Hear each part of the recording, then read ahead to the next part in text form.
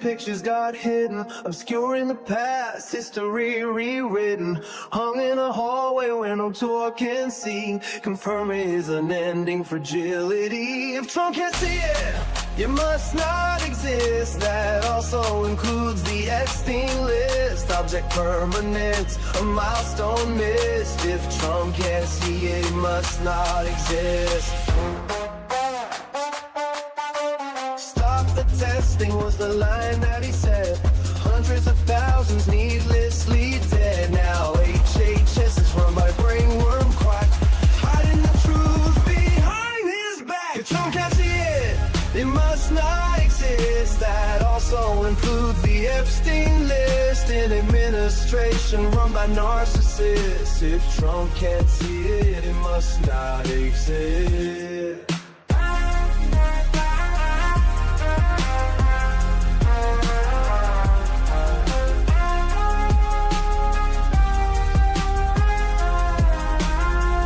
Of documents stacked floor to the wall, top secret folders in a bathroom stall. Charges were pressed but the case was dropped. A corrupt judicial system he can co-opt. If Trump can't see it, it must not exist. That also includes the Epstein list. He'll swear it's fake news, a liberal twist. If Trump can't see it, it must not exist.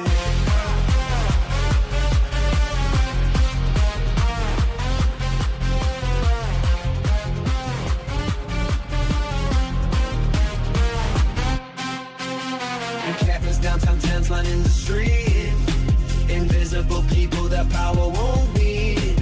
Hide them away so the cameras can't find it. Proof of a system that's cold and unkind, of chaos in secret and NDA sign, an illegal bribe Michael Cohen fine. Trump got fined too over his gag order, but she didn't gag cause he was much shorter. If you can't see it, it must not exist. That also includes the Epstein list. We can't let him win, we must resist. If Trump can't see it, it must not exist.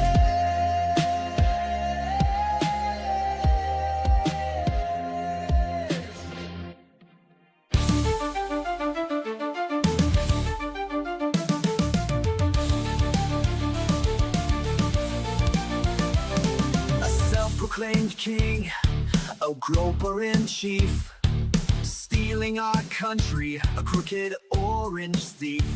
For patriots, who are poorly educated, wearing red hats and also unvaccinated. Liberal Dan will see us through. It's the best show that you're not listening to. So when you hear the call, the animals unite.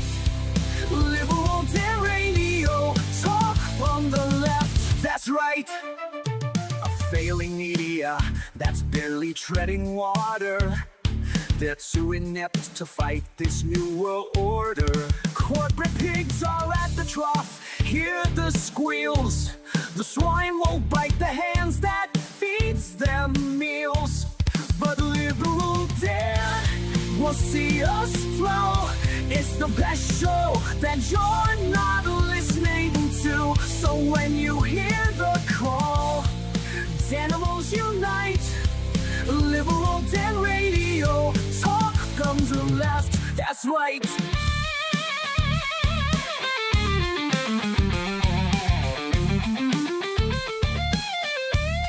A leftist voice on air, exposing MAGA treason, breaking through their lies with facts, logic, and reason. Unmasking hypocrisy, the truth will be our guide. Call out their lies, justice is on our side. 'Cause Liberal Dan will see us through. It's the best show that you're not listening to. So when you hear the call, animals unite. Liberal Dan Radio, talk from the left, that's right. Liberal Dan Radio, talk from the left, that's right.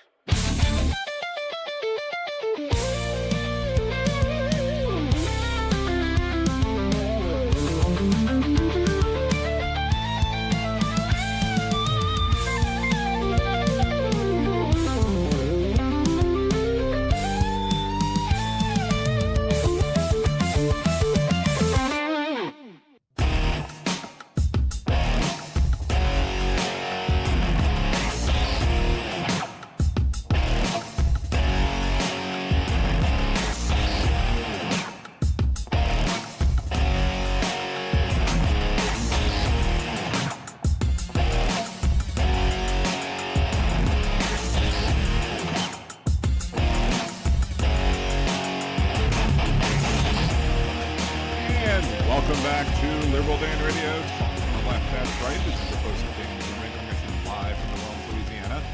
If we do open up the phone lines in a little bit, not sure we'll have time, but if we do, it'll be 562-LIB-DAN1, 562-LIB-DAN1, 562-542-3261. You can also leave your comments in either of the chats, either at liberaldanradio.com or at twitch.liberaldanradio.com, and I'll try to get to them as quickly as I can. Hopefully I won't miss any or won't scroll up past where I can't see the history anymore. If you want to support the show, remember, always like this stream, subscribe if you haven't already, go on videos, like, comment, share, etc.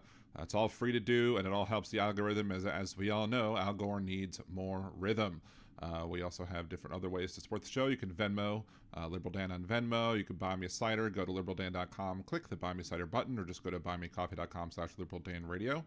You can become a Liberal Dan Radio patron, patreon.com/liberaldan or patreon.liberaldan.com. Also, either way will get you there too.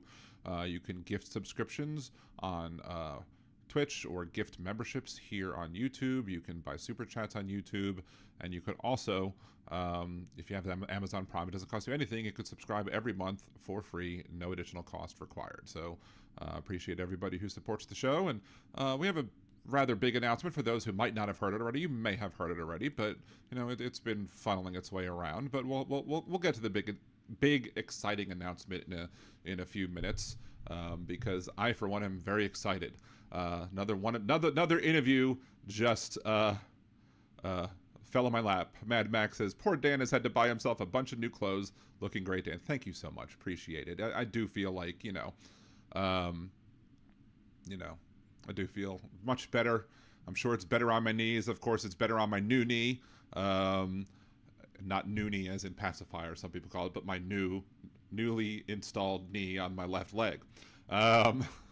Now, good news about that is, I told my physical therapist today that I can't really use my walker upstairs because there's not a lot of space to fit it. It can't really go. So I've been trying to use my cane upstairs. And he was like, well, show me how to use the cane. And I showed him, and it's like, okay, well, do it this way. This is the better way. You put your, you put the bad leg, and the cane's in the opposite hand. I always forget that. And then you walk forward with the cane and the bad leg, yada yada yada, lather, rinse, repeat. He had me walk around the entire kind of office area, at which point he said, for indoor purposes at this point, I can go from not using a walker and just use a cane. That he liked my gait, that he thought I was doing really well. He seems really impressed with my progress so far. So yay on that. We're doing really well. I mean, I was tortured today at physical therapy. Don't get me wrong. There's still lots of pain to come in the weeks and months to come. And then, of course, there's the other leg that needs to have a new knee. So we'll get to that at some point soon as well. But, till then, apparently I'm doing a really good job with my physical therapy, with getting theraped, if you will. Let's say hello to the people in the chat. We got our Willoughby over in Twitch land. We've got Steve from across the pond. If it's no Scottish, it's crap. We've got Aaron and Jolie, the mod squad. We've got Jeff from just north of Uranus. Josh is here. Mad Mac, Slava Ukraini. Hopefully, I don't know. With Donald Trump kissing Putin's ass, it's worse and worse and worse. But I don't know. Donald Trump's ego might be getting in the way of kissing Putin's ass. Got Roxanne. Good to see you, Roxanne. Thank you. Who else? CR. Thank you for joining as well. We got Suzanne and Roxanne. Marie, thank you for coming in, Marie. Appreciate you. Dawn, good to see you, Dawn. Yes, thank you so much, Julie. Of course, what else? We do have a new song that I've created. I was having a very tough time getting AI to actually sing the song right, simply because of the fact that, well, sometimes it doesn't pronounce words right. And there was a couple songs where I'm listening and it's like, this is awesome, this is good, this sounds great. And at the very end, it screws up a word so fantastically that I'm like, God damn it, you ruined it. So, but we'll be playing the new song in a little bit as well. So that's fun. We'll be going over Steve Scalise, the House Majority Leader, number 2 under Speaker Johnson, which is actually a pretty shocking thing that both Scalise and Johnson are from Louisiana, and to have the Speaker of the House and the party Majority Leader from the same state never happened before now. Of course, they picked Louisiana to make a stupid, to make that record, but still, it happens, and it is what it is.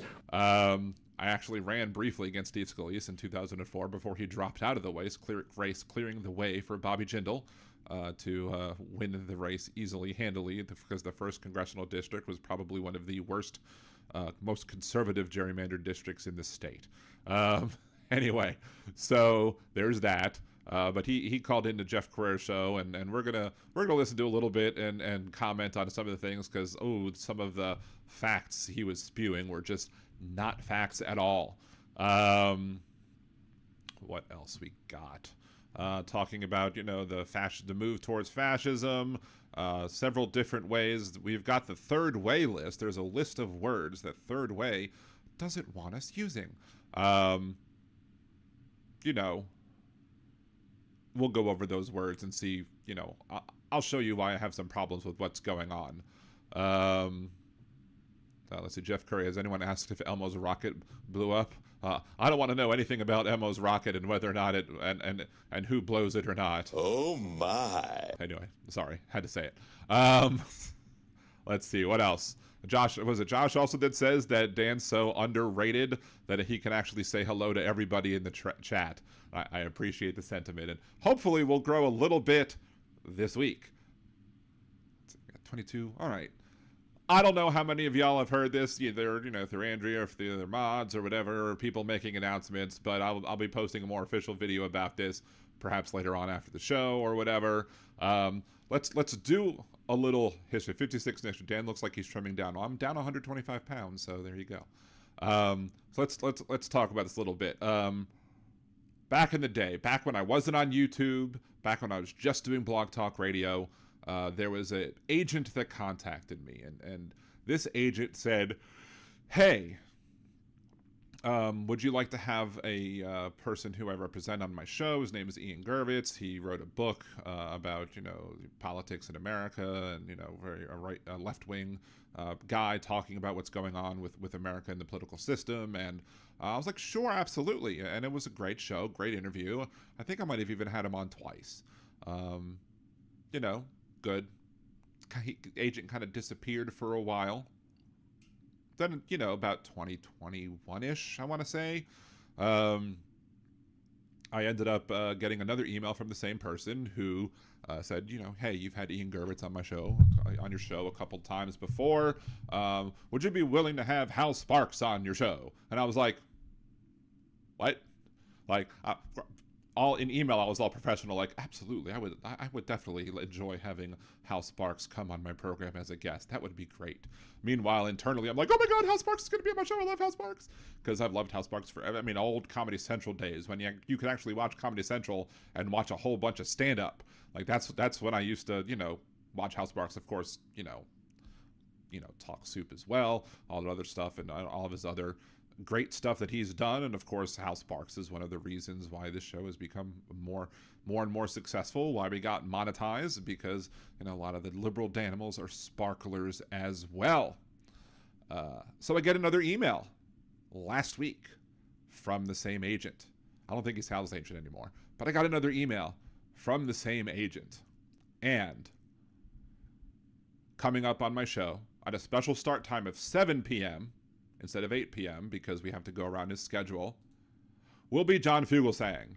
Right over here next to me, the video will be John Fugelsang, will be a guest of Liberal Dan Radio. Talk from the left, that's right. Special starting time, 7 p.m. this Wednesday. So I, again, am very excited over the fact that I'm going to have John Fugelsang on my show. I even messaged somebody, I messaged one of my friends, and I was like, have you heard of John Fugelsang? And she was like, why? What happened? Did he die or something? I'm like, no, he's going to be a guest on my show. And they were like, what? Mind blown. Anyway, so I've had like one interaction on Twitter, I think, with him. I called into his show when Hal was on his show, and so I can bring that up too, the fact that, hey, we've talked once before. I called into your show when Hal was on. So, but he's going to be on my show, and who knows, maybe he'll be another, maybe I'll have him on a couple times too. Maybe he'll be a friend of the show. Maybe other stuff can happen with that. But, yeah, I'm super excited about the fact that I'm going to have John Fugelsang on my show. So, look forward to that. See, Teresa's in the chat. Good to see you, Teresa. Thank you for joining. Kevin is here as well. Kevin! What else? Reading some of his book, and it's definitely some interesting things about his life, his history, and gives us a good understanding of, I guess, where he comes from and why he is approaching the book that he wrote in the way that he is. We'll have, I guess, a link to the book in the show description upcoming this Wednesday. I'm probably going to post the new live show link and share that around directly after we finish the show tonight. So there you go. Anyway, thank you, CR. Appreciate it. And maybe this is a sign of bigger and better things to come, because honestly, we've kind of stalled out on growth here. And while it's great that I can respond to everybody, and it's great that people can say hello to everybody in the chat, I would like to be a little less underrated, as Josh put it. So, oh God, hopefully we get a troll for the show. Oh God, hopefully not. And there's the video, assuming that the video thing works correctly, and there's no reason why it shouldn't. I tested it with my son the other night to make sure that it all looked right, all worked right, etc. So that should be no problem. However, if for some reason there is a video technical difficulty, we always have the phone line to call in as well. Let's see, Nick Rich, the first live stream I ever turned into was House Sparks 2.5 years ago. Teresa said hello and I was hooked. It's Impeccable Living says, hello, you lovely people. Sorry I'm late. I was going something gay or doing something gay. I mean, maybe it was both. Oh my. Anyway, thank you for joining us, Impeccable Living. Appreciate you as always. What should we do first? Let's talk Pritzker for a bit. let's do this video first with Pritzker because, excuse me. Yeah, so we got this gem from Donald Trump, and I saw this one earlier today. And what's funny is that literally today in my personal Facebook memories, I had a memory that basically where I was talking about how it's not okay to fat shame Donald Trump. I couldn't care less about Donald Trump's feelings. I don't even think he has feelings. But I was basically saying that it's important to not fat shame Donald Trump, not because of what Donald Trump would feel about it, but because what other fat people, obese people, or whatever might feel about, you know, you saying those words, because if you'll use them against them, who knows who else you would use them against.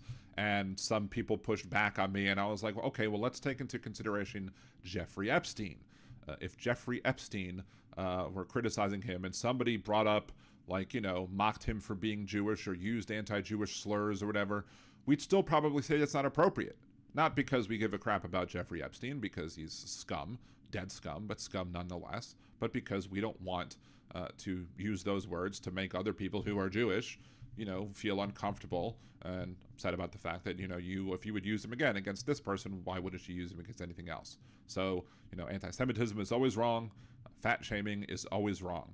But I did make it a point on that post to say that it's okay to bring up hypocrisy. Speaking of which, and now this is not Hypocrite of the Week, mind you. There's more. There's a better hypocrite. I mean, this could have been a twofer, but speaking of hypocrisy. Bad politicians, like a guy like Pritzker.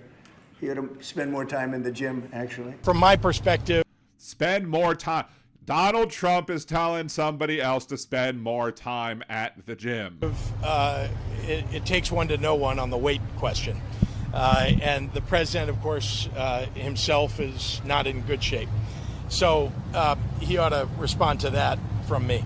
I would say also that his personal attacks on me are just evidence of a guy who's still living in fifth grade. He's the kind of bully that throws invectives at people. And because he knows that what he's saying is actually commentary on himself. Bad politicians, like a guy like... I mean, and that is exactly how to handle it. You point out the hypocrisy, you say that they're projecting, you talk about the fact that it's not because of they're overweight, but because they're a bully, because they're childish. I mean, I can't think of a better way to explain Donald Trump than what he's done. I mean, I pretty much have said the same things on the podcast before. So, yeah. So he handled it perfectly.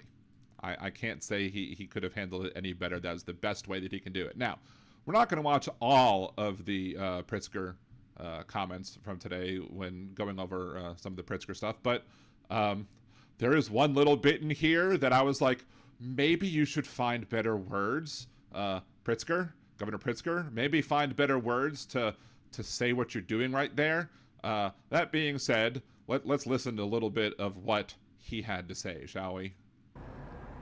Crime is a reality we all face in this country. Public safety has been among our highest priorities since taking office. We have hired more police and given them more funding. We banned assault weapons, ghost guns, bump stocks, and high-capacity magazines. Now remember, Donald Trump also tried to ban bump stocks, and there was actually some conservatives who were pissed off at that. You know, good thing when he could piss off his own, but I guess they might agree on that issue. Let's continue. Invested historic amounts into community violence intervention programs. We listened to our local communities, to the people who live and work in the places that are most affected by crime, and asked them what they needed to help make their neighborhoods safer. As a therapist myself, I know how important it is. Of course, another ad. Those strategies have been working. Crime is dropping in. And that's an important thing, because if crime is progressing, if their effort to stop crime has been progressing and they're reducing the crime that's going on in the state, in the city of Chicago, then there's no reason for Donald Trump to bring it in. Well, there's plenty of reasons why Donald Trump shouldn't do what he's doing. Let's continue. In Chicago, murders are down 32% compared to last year and nearly cut in half since 2021. Shootings are down 37% since last year and 57% from 4 years ago. So it sounds like they're doing the right thing and doing a good job of cutting crime. But again, Donald Trump is going to violate the Constitution and mobilize troops, wants to try and mobilize troops in Chicago. Now, whether or not we agree on whether or not Donald Trump can do it, I mean, D.C. is a special thing because it's not a state and because of the home rule stuff that, you know, the president might have additional authority and fine, whatever. Now, granted, he shouldn't be doing it, but he may very well have the authority to be doing it in D.C., but because he has the authority to do it in D.C., he thinks he should be able to have the authority to do it everywhere else, which is total and utter BS nonsense. Let's continue. Robberies are down 34% year over year. Burglaries down 21%. Motor vehicle thefts down 26%. So in case there was any doubt as to the motivation behind Trump's military occupations, take note. 13 of the top 20 cities in homicide rate have Republican governors. None of Which, of course, is a clever way to combat the thing, because they're always going to say Democrat-run cities. But these are also in Republican-run states. Let's continue. these cities is Chicago. 8 of the top 10 states with the highest homicide rates are led by Republicans. None of those states is Illinois. Memphis, Tennessee, Hattiesburg, Mississippi have higher crime rates than Chicago, and yet Donald Trump is sending troops here and not there? Ask yourself why. I think you don't need many brain cells to know why, but then again, the collective amount of brain cells that are shared amongst all of MAGA explains why Donald Trump says he loves the poorly educated and how he can mislead them on all the crap. If Donald Trump was actually serious about fighting crime in cities like Chicago, he, along with his congressional Republicans, would not be cutting over $800 million in public safety and crime prevention grants nationally, including cutting $158 million in funding to Illinois for violence prevention programs that deploy trained outreach workers to de-escalate conflict on our. And that's what people mean when you actually say, like, defund the police. The whole defund the police argument is not actually eliminating police departments altogether. It's, I mean, there are some people who are police abolitionists and want to just get rid of policing, but it's to take funding and move it towards other areas where you can be proactive and prevent crime, especially with, you know, de-escalation measures. That's what they say when they talk about defunding the police. But instead, Donald Trump is actually removing funding from the police, including funding from these programs. Our streets, cutting $71 million in law enforcement grants to Illinois, direct money for police departments through programs like Project Safe Neighborhoods, the state and local anti-terrorism training program, and the Rural Violent Crime Reduction Initiative. Cutting $137 million in child protection measures in Illinois that protect our kids against abuse and neglect. Trump is defunding the police. And in the way that conservatives talk about it, not the way that people on the left talk about it. To the members of the press who are assembled here today and listening across the country, I am asking for your courage to tell it like it is. See, that's a problem, because I don't think there are enough people in the media who do have the courage to tell it like it is, because too many people are unwilling to call out Donald Trump on his BS. Why? Because they don't want to lose their access. So they want to play this little tightrope game of trying to, you know, maybe report some things, but not piss off the administration too much because they don't want to be targeted by the administration. But Pritzker's right. Have the courage, have the gumption, have the intestinal fortitude, or testicular fortitude, if you will, to be able to, you know, stand up and report the facts about what this president is actually doing. Impeccable living, yes. Legacy media is useless. Exactly. This is not a time to pretend here that there are two sides to this story. This is not a time to fall back into the reflexive crouch that I so often see, where the authoritarian creep by this administration is ignored in favor of some horse race piece on who will be helped politically by the president's actions. Amen. And this is why we need new media. This is why I talk about why we need to elevate all sorts of new media up with people who will not give a crap and not be bullied by Herr Führer Donald Trump. Donald Trump wants to use the military to occupy a U.S. city, punish his dissidents, and score political points. If this were happening in any other country, we would have no trouble calling it what it is, a dangerous power grab. Hello. It is a dangerous power grab. Absolutely 100% dangerous power grab by Donald.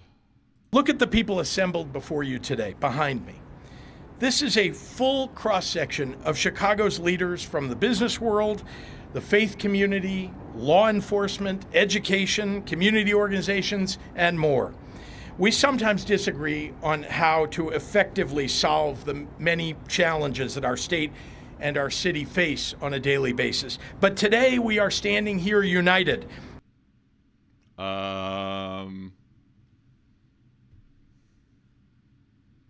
You have Tammy frickin' Duckworth behind you, sitting in a wheelchair. Maybe don't use the word standing. Maybe gather here together in opposition of Donald Trump's actions. You know, I mean, come on, dude. She's right behind you. She's right there. Yeah. I mean, I laughed a little bit, but still, come on, dude.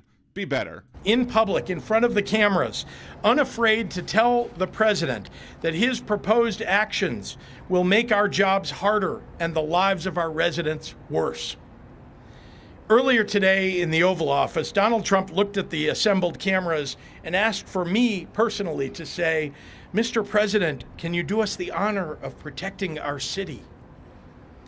Instead, I say, "Mr. President, do not come to Chicago." And that's the type of political leadership we need. I mean, look, what Newsom is doing is also great by shining a light directly on Donald Trump and saying, hey, this is what Donald Trump is doing. And it's great, but this is what we need. We need to stand firm. We need to unite and be strong against him, Donald Trump. You are neither wanted here nor needed here. Your remarks about this effort over the last several weeks have betrayed a continuing slip in your mental faculties and are not fit for the auspicious office that you occupy. Most alarming, you seem to lack any appropriate concern as our commander-in-chief for the members of the military that you would so callously deploy as pawns in your ever more alarming grabs for power. Amen. As a governor, I've had to make the decision in the past to call up members of the National Guard into active service. And I think it's worth taking a moment to reflect on how seriously I take that responsibility and on the many things that I consider before asking these brave men and women to leave their homes and their communities to serve in any capacity for us.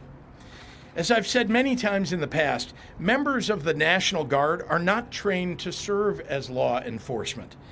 That's correct. None of the military are trained. I mean, there are some military police, but most of the military is not trained to be police. They are trained to go into foreign countries, into war zones, and fight the enemy.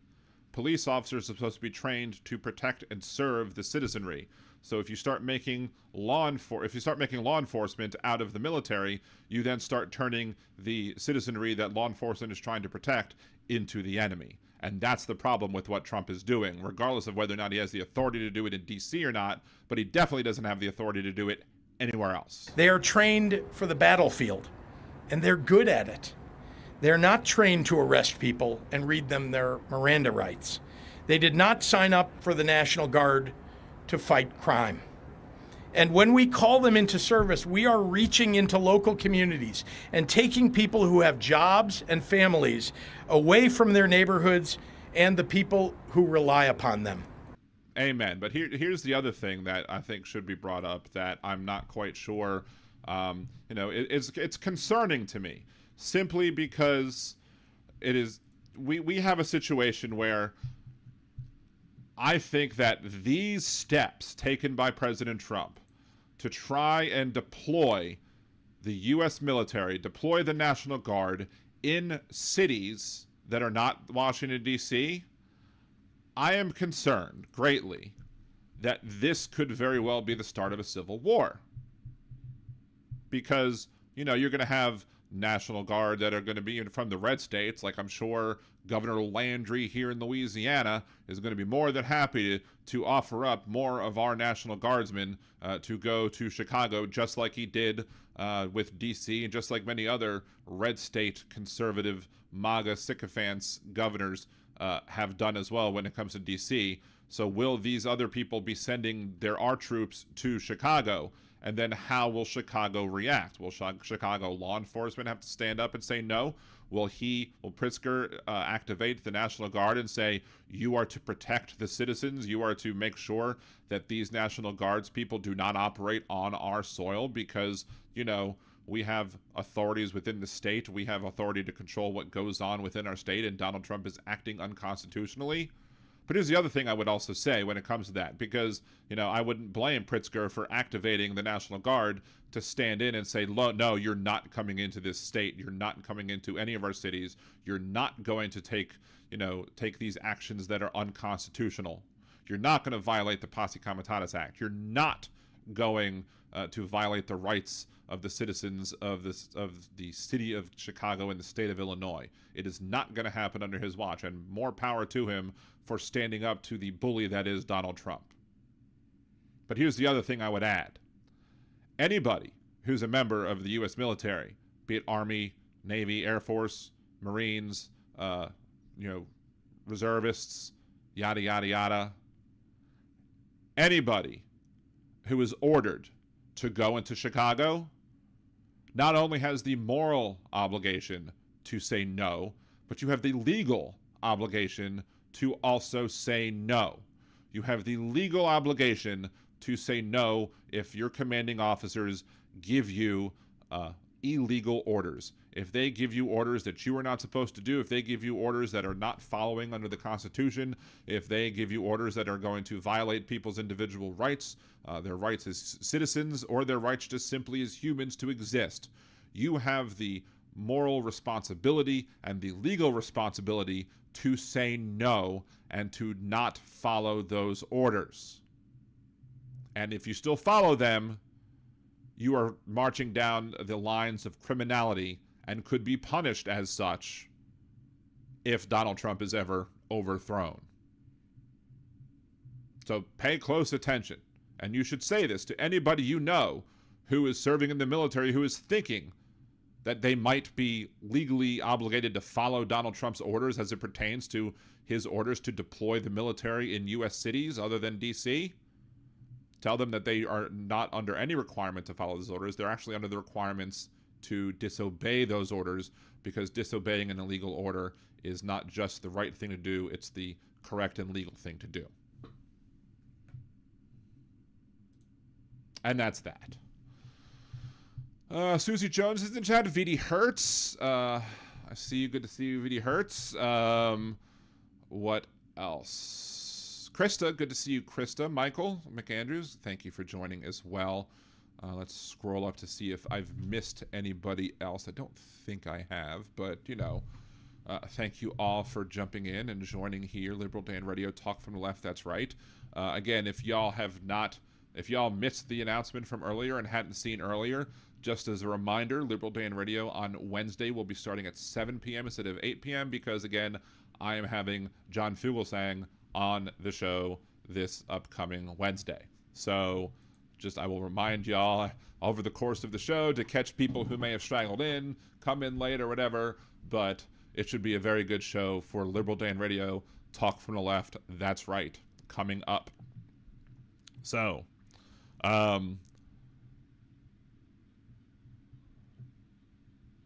Let's see. Sorry, I disagree. Anyone feeling Trump will last 3 more years, because I do not feel he will. I mean, there are people on his own side who are concerned over the fact that Donald Trump could very well succumb to health issues over the next 3 years. And, you know, tots and pears, right? Or clots and prayers is what I should say, right?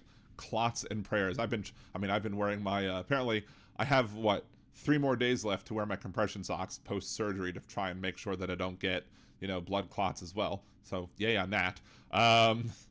Finally be done with these, sexy-looking stockings that I have on, but, taking low-dose aspirin as well. I'm being a good boy, trying to follow the rules, right? But anyway, there's plenty of people who think that he will succumb to 1 or more blood clots at some point soon, and I'm all in for cheering on natural causes. Let's just put it that way. Of course, J.D. Vance is not going to be much better, but he will be more under the control of all of the billionaire Nazi fascist shitbags. But speaking of the slow or not so slow creep into fascism of these United States, I asked the question of AI, is government ownership of private corporations fascism? No, government ownership of private corporations is not fascism on its own, but it is a characteristic of a fascist system, which involves a broader merger of state and corporate power to control the economy for national interest, including a dictatorial leader, suppression of opposition, and subordination of individual interests. While fascism uses state control over corporations, the reverse isn't always true. Why do I bring that up? Because Intel and Donald Trump and his administration have reached a historic agreement to accelerate American technology and manufacturing leadership. U.S. government to make an $8.9 billion investment in Intel common stock as the company builds upon more than $100 billion expansion of resilient semiconductor supply chain. According to their press release, Intel Corporation today announced an agreement with the Trump administration to support continued expansion of American technology and manufacturing. Under terms of the agreement, the United States will make an $8.9 billion investment in Intel common stock, reflecting the confidence the administration has in Intel to advance key national priorities. Whatever happened to Republicans saying that we don't pick winners and losers, eh? Aren't we supposed to not pick winners and losers? Isn't the free market economy what they all, the invisible hand of the free market is what conservatives tend to pleasure themselves with, if they even know how to feel pleasure whatsoever? But apparently no. Apparently they only stroke themselves with the invisible hand of the economy when it's Democrats are in charge, and the Democrats are supposedly picking winners and losers. But when it's Donald Trump in charge, nay. Donald Trump and Republicans will gladly invest billions of our taxpayer dollars into a private company to help boost them up. How any conservative can sit here and applaud this with a straight face is beyond me. And if you're a conservative and you're watching this video, please respond. Please let me know how you can square this circle. Please let me know how this isn't an example of government picking winners and losers. Under the terms of today's announcement, the government agrees to purchase 433.3 million primary shares of Intel common stock at a price of $20.47 per share, equivalent to a 9.9% stake in the company. The investment provides American taxpayers with a discount to the current market price, while enabling U.S. and existing shareholders to benefit from Intel's long-term business successes. Well, if it's long-term business successes, why do you need the U.S. tax dollars to bolster you up, eh? Now, I don't know if this is a smart economic move or not.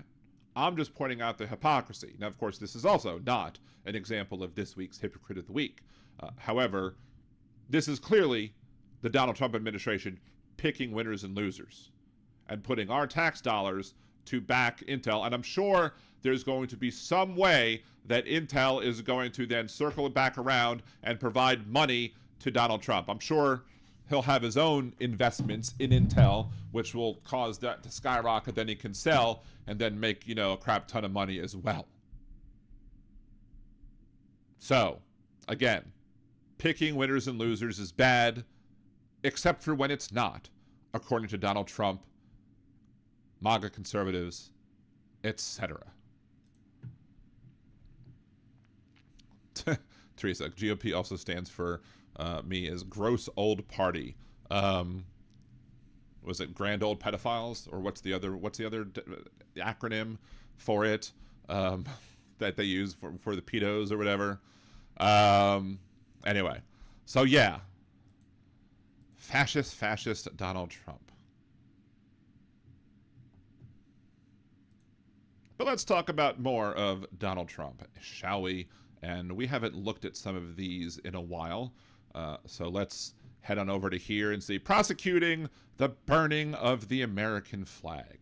This is an executive order that Donald Trump signed today, calling for imprisonment for people who burn the American flag. Now, we all know that Donald Trump doesn't like to follow Supreme Court precedent, Supreme Court rulings, if you will, because the Supreme Court said 9-0 that people who are going to be deported need to be given enough time to file a writ of habeas corpus.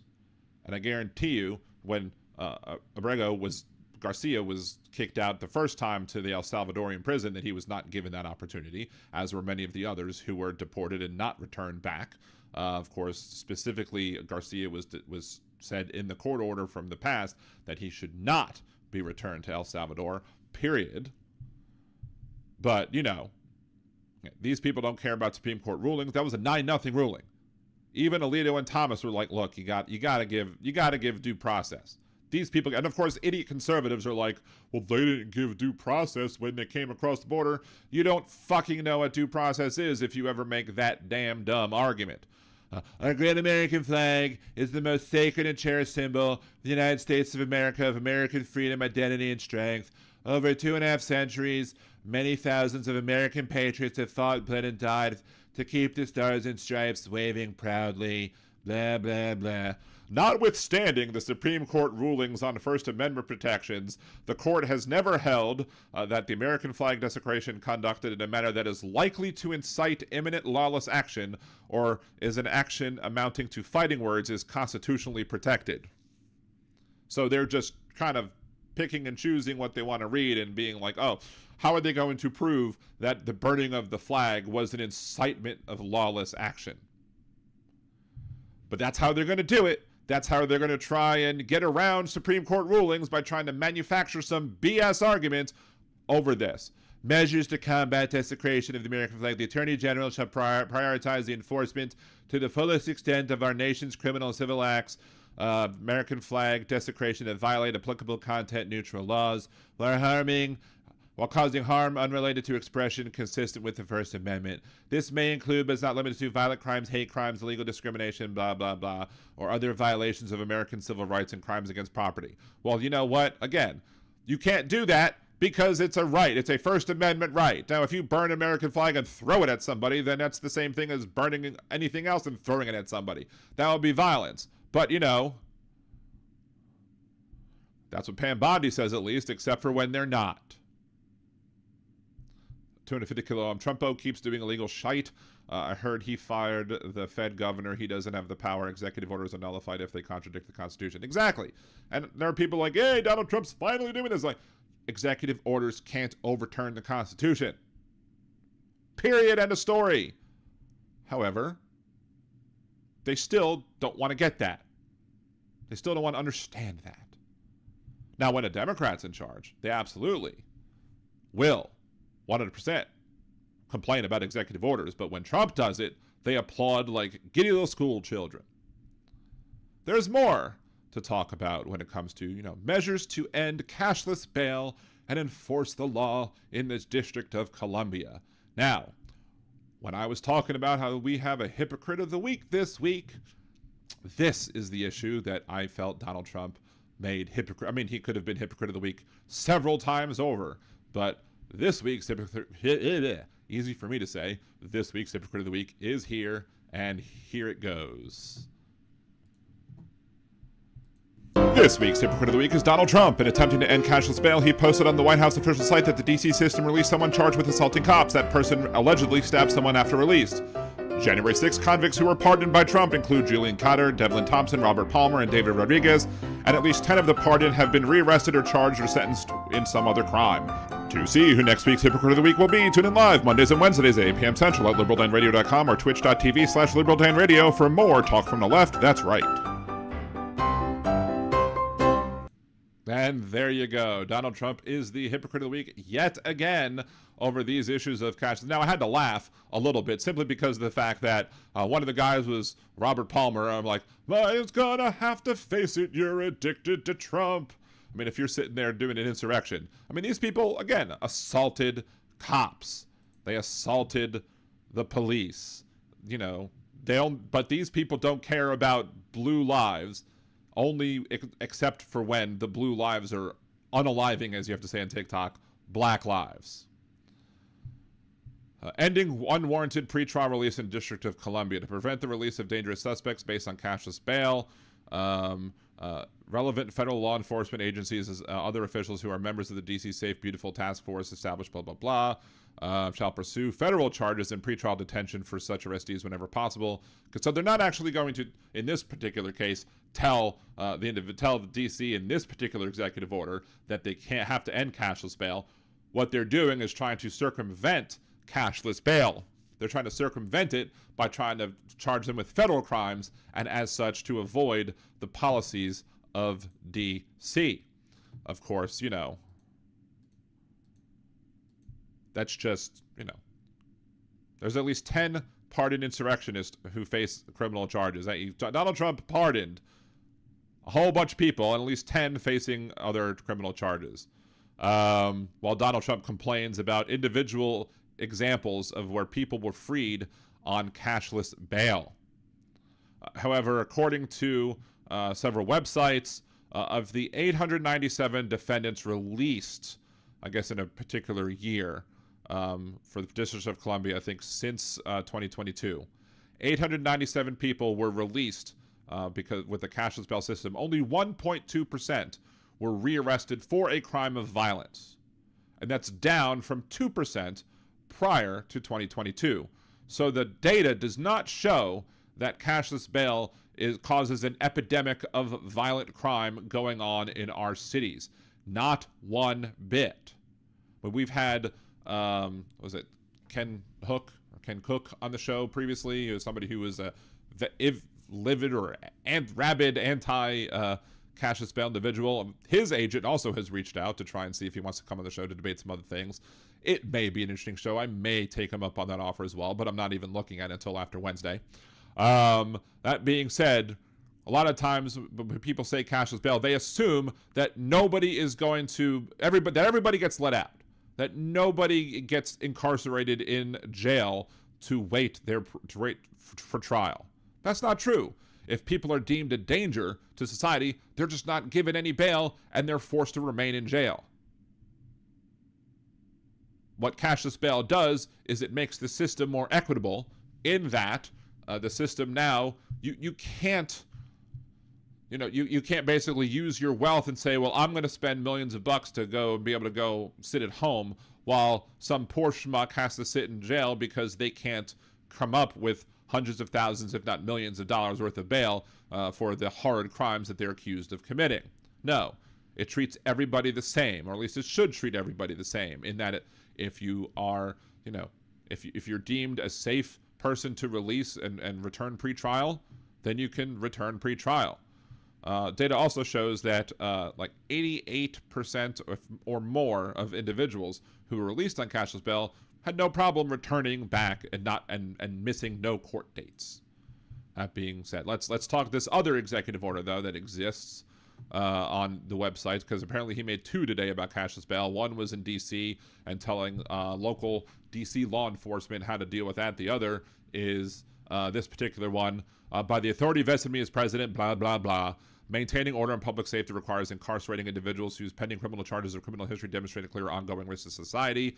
When these individuals are released without bail, under city policies, they are permitted, even encouraged to further endanger law-abiding, hardworking Americans. That's not true. Just releasing them without bail doesn't encourage any behavior.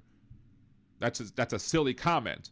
But couldn't I make the same argument if you allow people to leave jail for money that they can afford, Why doesn't that encourage them to do, horrible actions, to continue doing terrible things? If someone's a risk to society, there should be a risk to society. Shouldn't matter what level of amount of money is in their bank account, what their salary is, etc. How much access to equity they have to be able to take out a bail bond, to be able to, secure their release from jail in other cases that people wouldn't be able to do it. And to me, it's a violation of, the Equal Protection Clause. Everybody should be equally protected under the law. And if you're not allowing all people to get out of jail, if, they're deemed worthy, and or if you're allowing people to get out of jail who might be considered dangerous if only for money, then no, you're not giving people equal treatment under law. It's the same thing as paying a fine. Like if the fine that is paid is not adjusted to what your income is and what your wealth is, then all a crime with a fine is just a crime against the poor, because the rich just pay for it and get away with it. Purpose and policy. Maintaining blah, blah, blah. Let's say, as president, I will require common sense policies that protect American safety and well-being by incarcerating individuals who are known threats, blah, blah, blah. Within 30 days of this order, the AG shall submit to the president through the assistance to the president for Homeland Security a list of states and local jurisdictions that have, in the Attorney General's opinion, substantially eliminated cash bail as a potential condition of pretrial release from custody for crimes that pose a clear threat to public safety and order, including offenses involving violent, sexual, and other indecent acts, or burglary, looting, or vandalism. Now, look, this is probably him just making a mountain out of a molehill simply because of the fact that, guess what? If you're in cashless bail systems, you're not just automatically letting everybody go. You're just saying if you're a threat, if you are accused of a horrible crime, sexual battery, sexual abuse, etc., murder, whatever, you're not going to be let go simply because you're rich. And that's the way it should be. So, again, they are trying to mislead the public. They are trying to misinform the public as it pertains to how cash bail is being used and how it's not being used in order to make political points, in order to do more of a power grab, as Governor Pritzker was describing in his press conference today. Because this is basically what they're doing. They're going to use this, generate this list, and then they're going to use this list to, again, target those that maybe send more National Guard in those areas as well. Maybe punish those states or cities financially for daring to, treat people equally under the law as the Constitution requires. Bunch of morons. So did someone show dinky GTA? You get arrested, they take your weapons and $50, and then steal another car. You're dandy. And also in GTA, if you sleep with a prostitute in GTA, your amount of money that you generate goes down, that you have goes down, but your health goes up. Now, I don't sex shame here on Liberal Dan Radio. I also believe that sex work is work on Liberal Dan Radio, but it also seems to be a little weird that your health would go up after sleeping with a hooker. Right? But then you can just go ahead and use your baseball bat and get your money back. So, again, but that's video games. But sometimes video games, deal with life. Let's see, Hypocrite of the Week reminds me of those Jim Hightower blurbs on public radio. Well, I mean, I try to do it as kind of like a bit or whatever. Be a little catchy. It's been a while. When I used to do Hypocrite of the Week, and if you have access to this if you're a patron, there are some examples of the Hypocrites of the Week that I used to do when I was on the local radio station, and instead of using the If I Had a Chicken music, I would use yakety sax from Benny Hill. And that's the sound that I would use for behind my Hypocrite of the Week. So, hey, 5 Eggs is here. Good to see you, Cinco Huevos. Thank you for joining. Soulcraft, I didn't catch you coming in. Thank you for joining as well. Alton Gillespie is also here. Nice to see you too. And to anybody else that I may have missed while I was recording and trying to talk directly into the camera. So, oh, Dan, you don't have to give me GTA tips. I'm from Dundee. The game is created here. Fair enough. Fair dinkum. Anyway, or is it fair dinkum? Did I get that wrong? I don't know. Let's see. What else?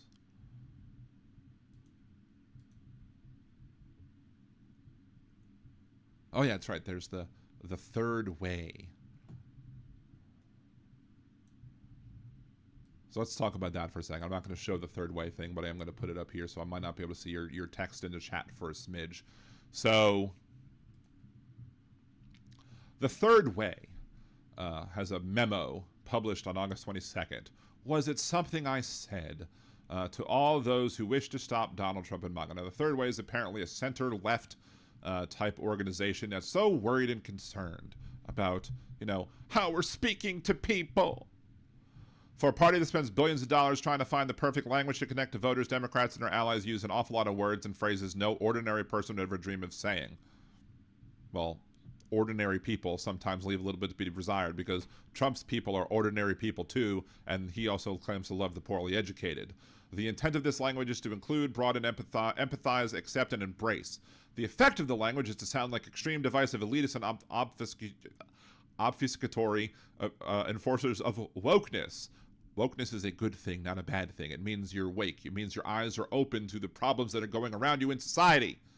And I would love to have conversations with all these people that feel alienated by these words, because I would like to say, most likely these people are blue-collar workers, I would assume. You have blue-collar workers who, meat and potatoes type of person who are pro-labor, but for some reason support billionaire Donald Trump, thinking that the ownership class is going to do labor any favors. And the reason they do it is because they don't like the words that are being used, because they sound too elitist. Well, we should have elite people in government. We should have elite people as representatives, and we should be able to elevate our way of thinking. In reality, most Democrats do not run or govern or are widely out of touch social positions, but voters would be excused to believe that we do because of the words that come over our mouths, words which sound like we are hiding behind unfamiliar phrases to mask extreme intent. Who says that? That's what the conservatives say, that we're hiding some agenda because we're using these jargon words or whatever. No, you correct the misperception. They often say perception is reality, and that's one of the things that bugs me. The idea that perception should be reality is false, because if somebody's perception may very well be their reality, but if they're believing something that's not true, if they've perceived something false, then we should take the time to correct the falsehood and make them understand where we're coming from. Why the tortured language? After all, many Democrats are aware that words and phrases can be profoundly alienating. Maybe I like to give people the benefit of the doubt when I'm discussing things, and understand that they might, understand. This is one of the reasons why I have a playlist called Coming to Terms with Activism. Basically, to go over these terms that some people may have individual issues with. Like, you say things like toxic masculinity, and they're like, well, why do they think men are toxic? No. There's just this idea of, toxic masculinity that exists that basically says we enforce certain bad behaviors on the part of men, or ideas of how men should behave, when in reality we should be rejecting those things. And if there was a more plain tongue, salt of the earth way to talk about toxic masculinity, I'd be more happy to use it. But toxic masculinity works because it's toxic masculinity, because it describes the phenomena. There's also non-toxic masculinity. Look at LeVar Burton, Bob Ross, many other examples of Mr. Rogers, good men who've done good things in the past, that have taught men how to be better men, have taught people to be better people. Those are not masculine. That's not examples of toxic masculinity. But this memo, the third way, is talking about how people put language that puts a wall between us and everyday people of all races, religions, and ethnicities, blah, blah, blah. We're not talking about techno-speak like net zero and climate resiliency. We're focusing on the eggshell dance of political correctness that leaves people we aim to reach cold or fearful of admonishment. And look, I am more than happy to be somebody who's willing to take the time and explain to somebody why these terms that you're trying to come to terms with are not the bad, horrible things that you're trying to make them. That's why I made the playlist Coming to Terms with Activism, because I want to explain to the people why you should understand what these terms really mean versus what the conservatives want you to think that they mean. So one group of things that they're talking about is therapy speak. These words say, I'm more empathetic than you, and you are callous and hurting other people's feelings. Well, sometimes you have to face those things. Privilege, for example, is one of the things that they talk about. White privilege, male privilege, cisgender privilege, all this other stuff. Privilege exists. And there's easy ways to describe privilege. People think that privilege is an issue of, we're talking about individual outcomes. Where's my white privilege, says many conservative folks. But it's not an individual thing. Privilege is a thing of how a group of people, what their outcomes should be compared to other groups of people. On average, a white man is going to have a easier time playing the game of life, like the actual game of life, not the board game, than a black man and similarly situated.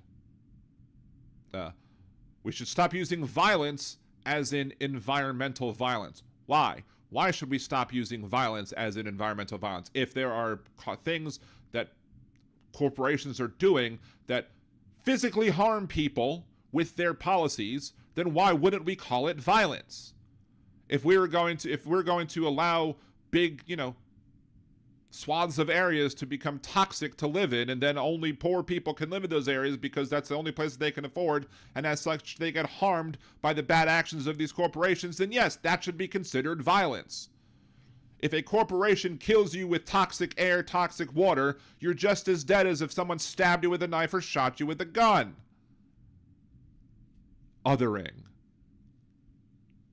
Dialoguing. I don't think I've ever used dialoguing. Whatever, let's skip that one. Othering, like othering people, like making people think that they're others, like they're not part of us. Again, what's wrong with that? What's wrong with pointing out when people are getting othered? Triggering. Yeah, if I have something that's painful in my past that triggers, something, why not discuss that? Why not talk about that?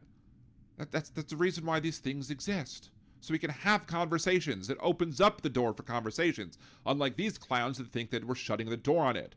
Microaggression, invalidation, and assault. I mean, go watch the movie Get Out. You will see a whole crap ton of microaggressions, especially at the party that exists.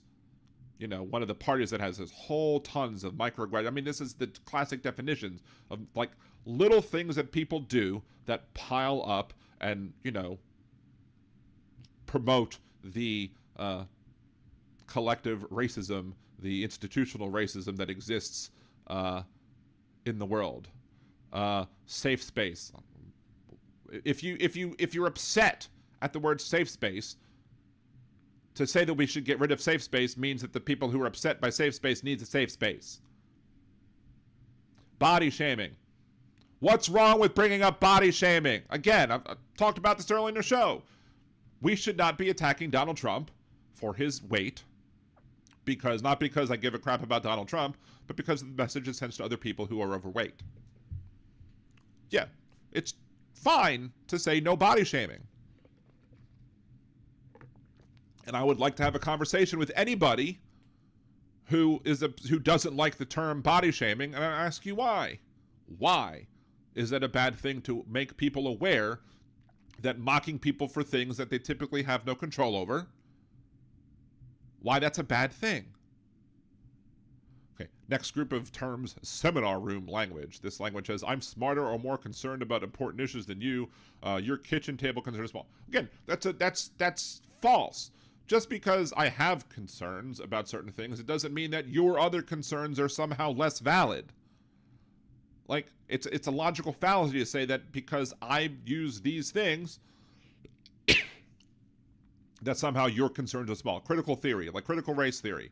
I mean, the only people that actually use critical race theory are the people on the right who are bringing it up and trying to claim that critical race theory is something that's being introduced in kindergarten when it's a law school class. But, there we go.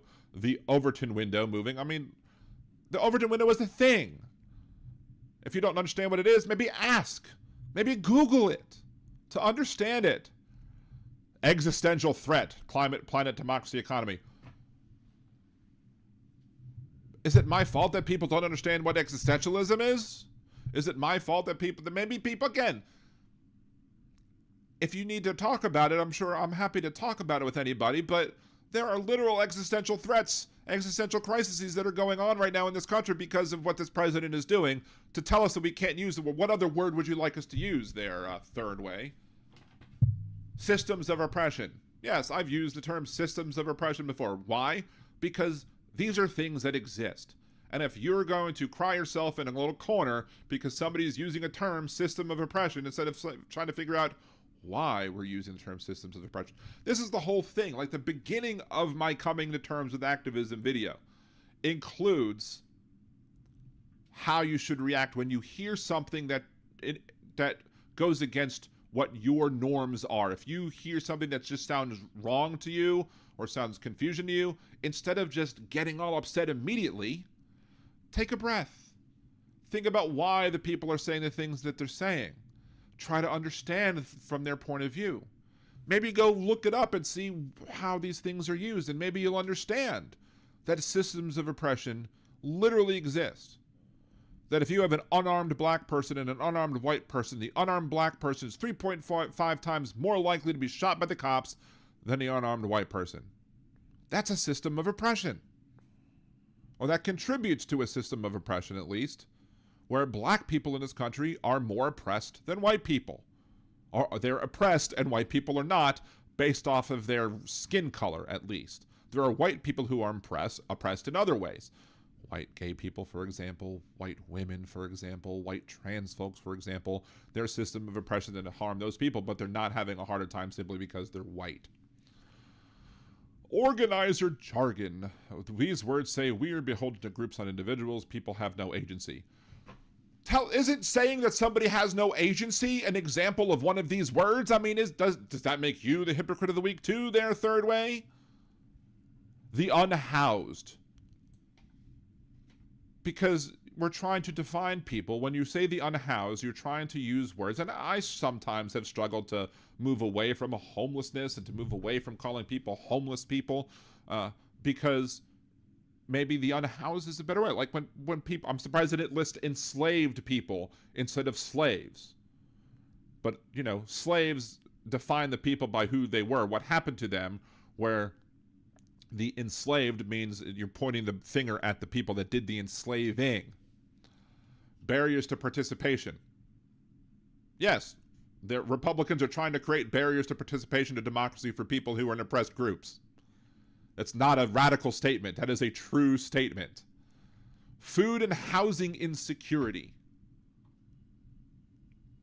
If somebody is, you know, afraid that they're not going to know where they're going to get their next meal or if they're going to be able to live somewhere, what's wrong with bringing that up? Like, this is ridiculous that you can't use these terms. That it's going to hurt some poor schmuck's feelings because it's a word that they never heard before. What? Small d democracy. What? You know, well, there's big D Democrats and then there's small d democracy or whatever. Big D democracy, small d democracy. Like big C conservatism, as opposed to small c conservatism, like the big C conservatives, like the conservatives. Small c conservatives, just a general word. Person who immigrated. So what's wrong with that? Again, what's wrong with saying that it was somebody who immigrated instead of calling them an immigrant? Calling them, it's people first language. They use the same thing with many disabilities as well. Instead of saying somebody is a disabled person, you say they're a person with a disability. Using people first language is often embraced by many people. There's only one group of people who I can think of right now who reject people first, and that's a segment of the persons who have been diagnosed under the autism spectrum, where those people don't want to be called persons with autism. They want to be called autistic people. And that's fine. I'll respect that. If they want to be called that, that's fine. I tend to use the larger umbrella simply because of the fact that I know there are people who are, who have a diagnosis that places them underneath the autism spectrum. There are people who are like that who want to be called and want people first language to be used. So I don't think one group of people should get to tell another group of people who are in the same group that they're wrong. Gender orientation correctness. These say your views on traditional genders and gender roles are at best quaint. No, it just means that we're, trying to take a serious look. Birthing person, inseminated person. Now, I don't specifically use these words myself, but again, this is like Anna Kasparian bullshit. Like, don't call me the next one, pregnant person. I tend to refer to the people as who are seeking an abortion as the patients, because to me that's a lot more simple. But that's just me. Chest feeding instead of breastfeeding. Really? Like, are you really that upset? Maybe understand the fact that there are non-binary folks, and there are trans men who can offer up lactation via their chests, and they don't want their chest referred to as breasts because to them it makes them feel, we're supposed to worry about the blue-collar type folks who do that. And what that says is we're not supposed to worry about these other people who don't want to be had their body parts referred to in ways that make them, invalidated as it pertains to their gender. Cisgender. Cis is a scientifically opposite term of trans. To say that somebody is transgender, if you're not transgender, you're cisgender. Easy as that. It's the conservatives that have made that a big deal. Dead naming. This is one I will draw a firm line on. If you use somebody's name, the person who named me, Liberal Dan, her name was Rebecca Pratt. That's not her dead name, and I'm not going to say her dead name, even though she operated her show underneath her dead name. But it came out after she passed away that she really considered herself, even though she wasn't out to everybody, that she was a transgender woman, and her name that she wanted to have used was Rebecca Pratt. And I'm not going to talk about her show using her dead name, because it's wrong to use somebody's dead name. How else would you want me to refer to somebody's name that they previously used and tell them that if somebody has a new name that they want to be referred by, that you should refer to them by their new name? Happens all the time with cisgender folks who change their names for many other reasons. Hell, my mom changed the spelling of her name, so refer to her by the different spelling and not the old spelling. It's as simple as that. You can't do that for a trans person as well. Heteronormative. They don't want us using the word heteronormative. Why?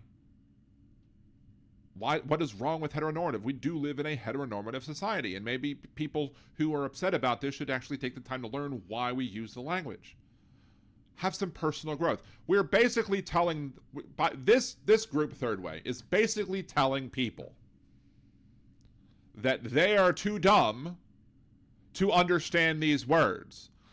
When I use these words, I'm assuming that the people who are listening to me and the people who I want to reach have some modicum level of intelligence that could be able to hear these words and then maybe understand them and understand why they're being used.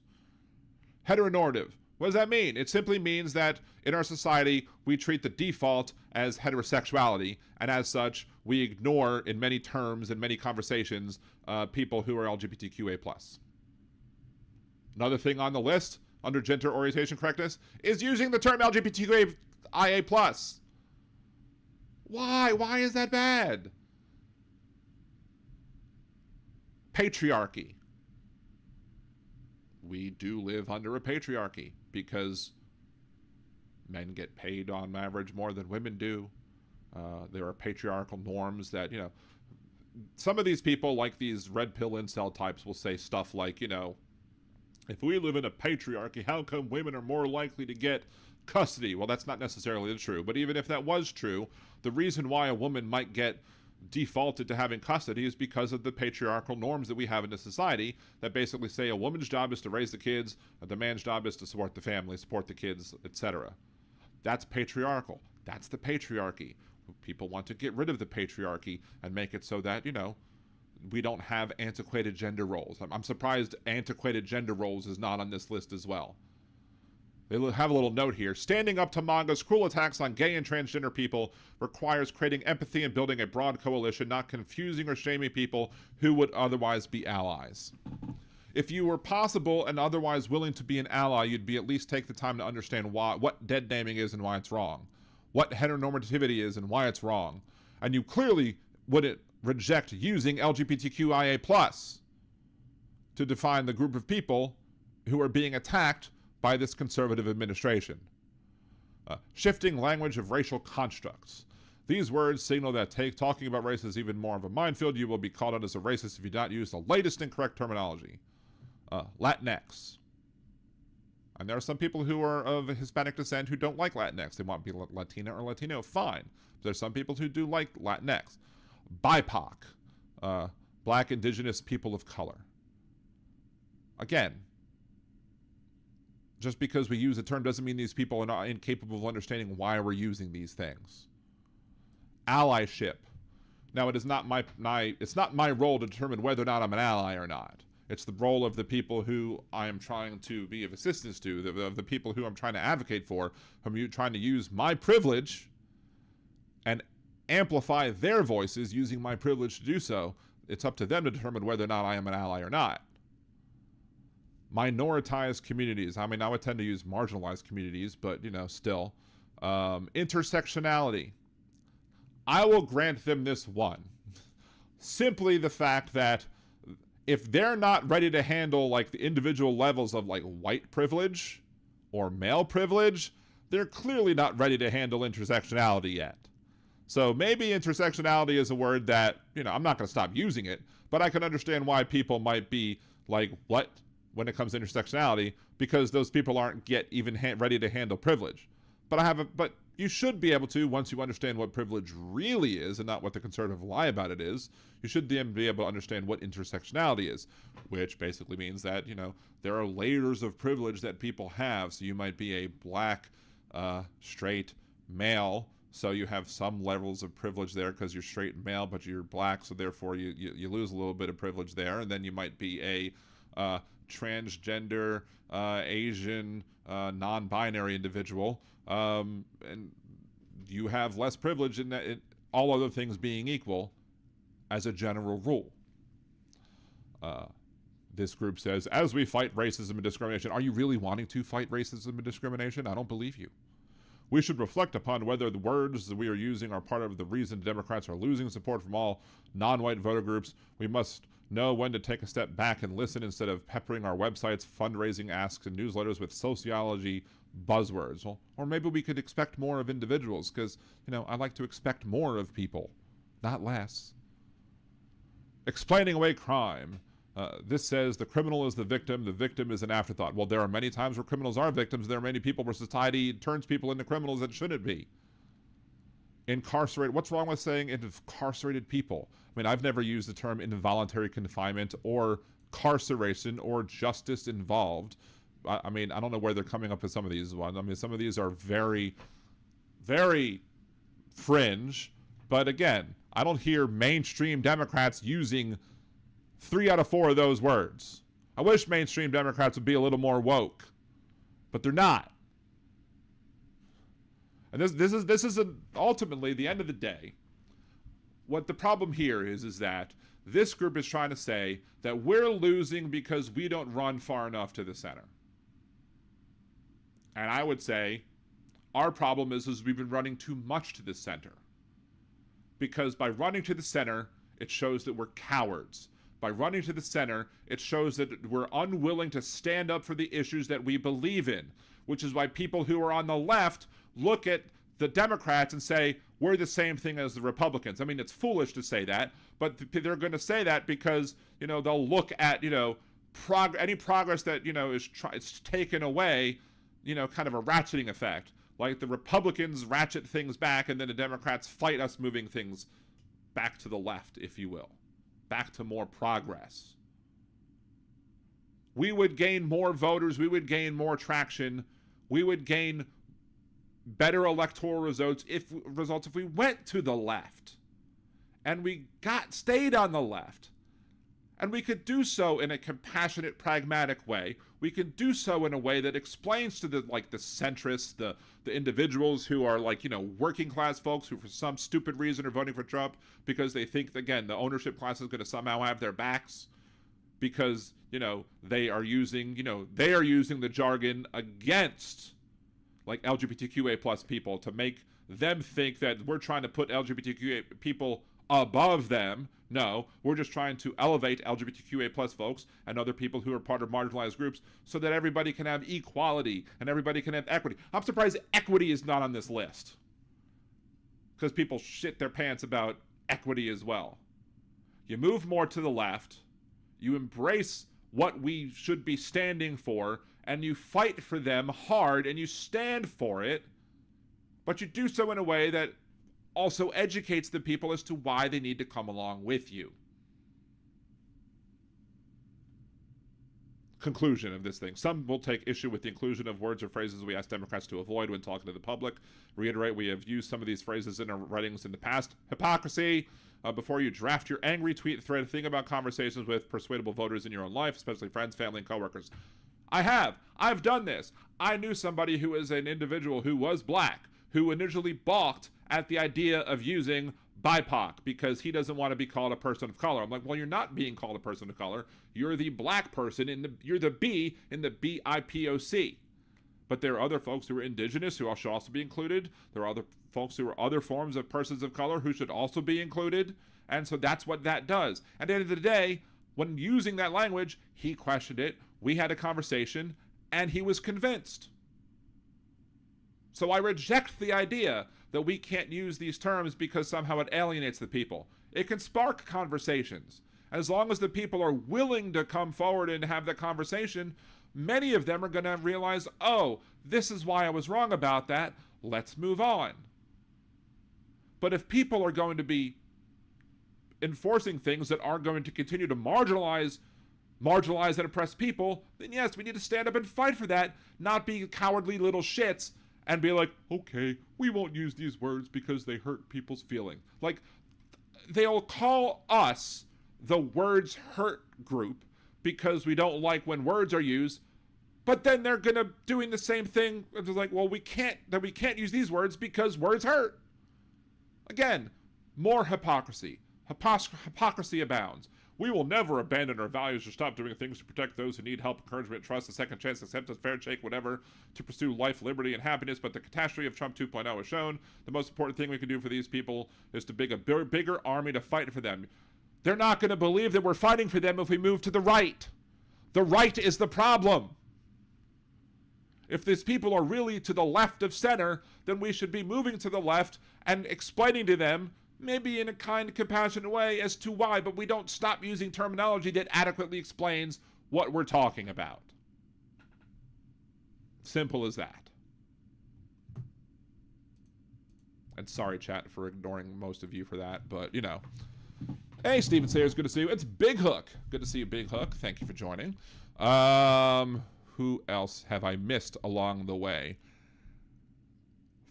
Krista, as a Satanist, anything goes as long as it's consensual. No kids, no animals. Sorry, Republicans.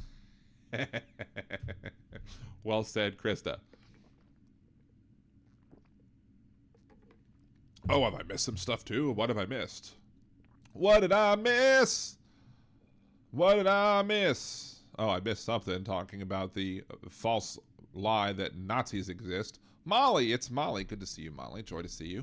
Ooh, I missed more? Oh, Jesus Christ. The only time I've used the term MAP has nothing to do with what you're talking about. Has everything to do with morning after pill. To me, that's what MAP stands for, the morning after pill. So, wow, I did miss a whole bunch of stuff. Just thank you, Jolie, for deleting the BS, but, you know, I can still see the message, so I still get to decide whether or not I want to respond to it or not. I didn't miss too terribly much.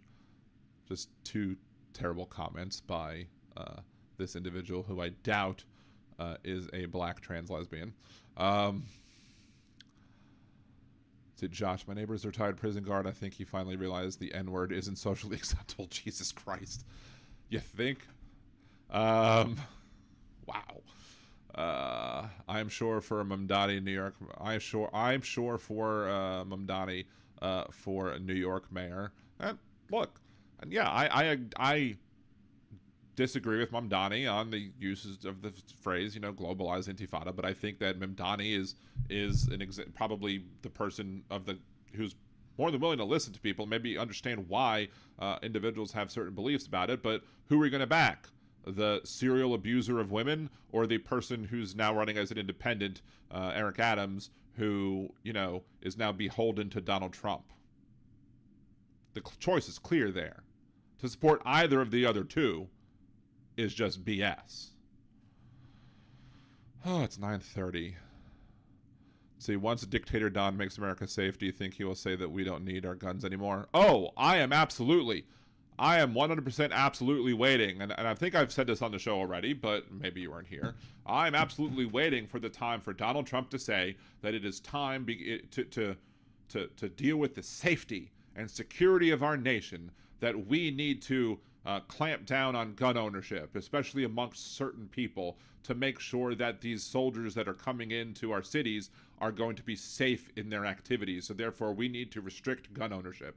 And I guarantee you that 99% of the damn MAGA folks who used to beat their drums and bang, for guns or whatever, will be like, okay, I understand why. That makes total sense. And they will completely kiss his ass while being completely hypocritical. Absolutely. He will absolutely go after the guns at some point. In fact, he has even said that he would do that. And that is part, good segue, of the new Liberal Dan Radio music that I created, Had Biden Done It. So without further ado, might turn off my microphone for a second and a camera, and then we will listen to the song Had Biden Done It.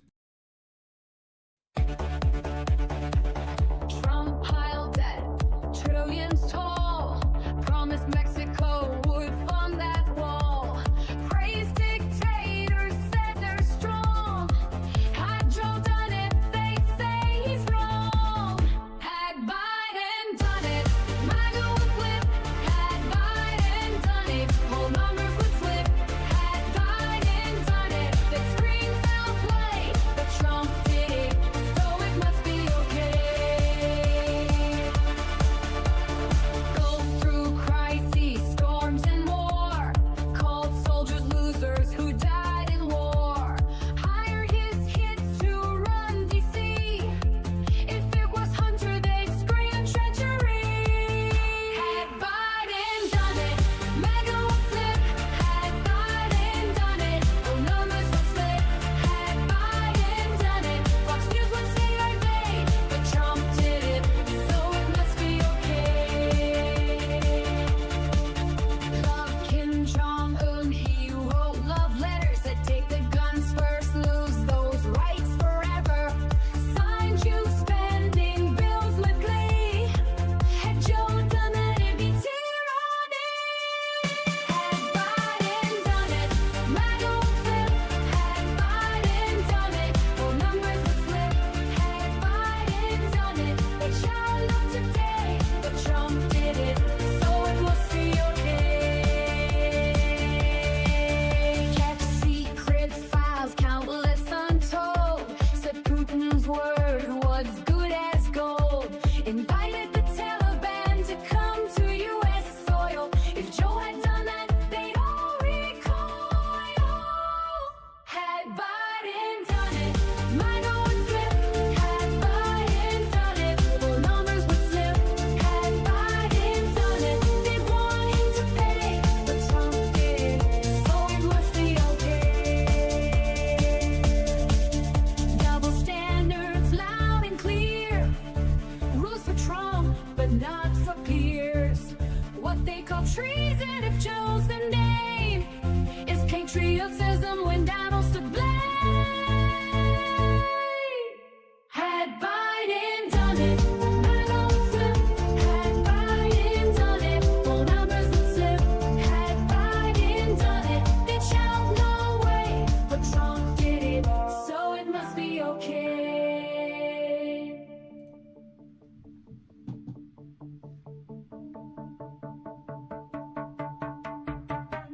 Do the Trump dance, right? Got to do the Trump little jerk dance that Donald Trump does.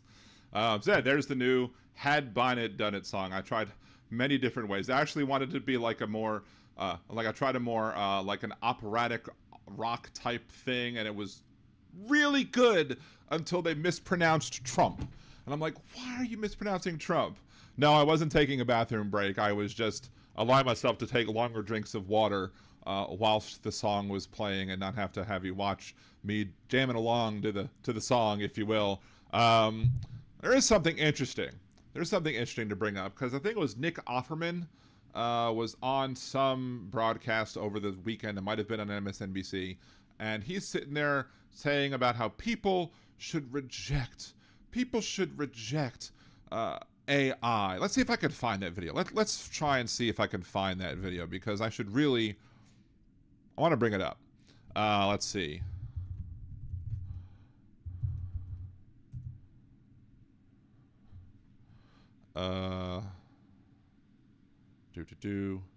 Let's see. I need to find the filter this week.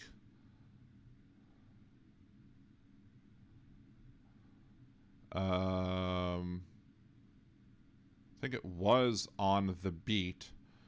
However, let's see. This is just audio only. Let's see if we could pull up a transcript. No, they don't have a transcript on. Oh, there it is.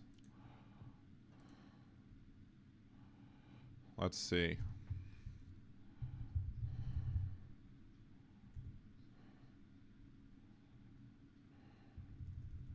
Should we find one more thing?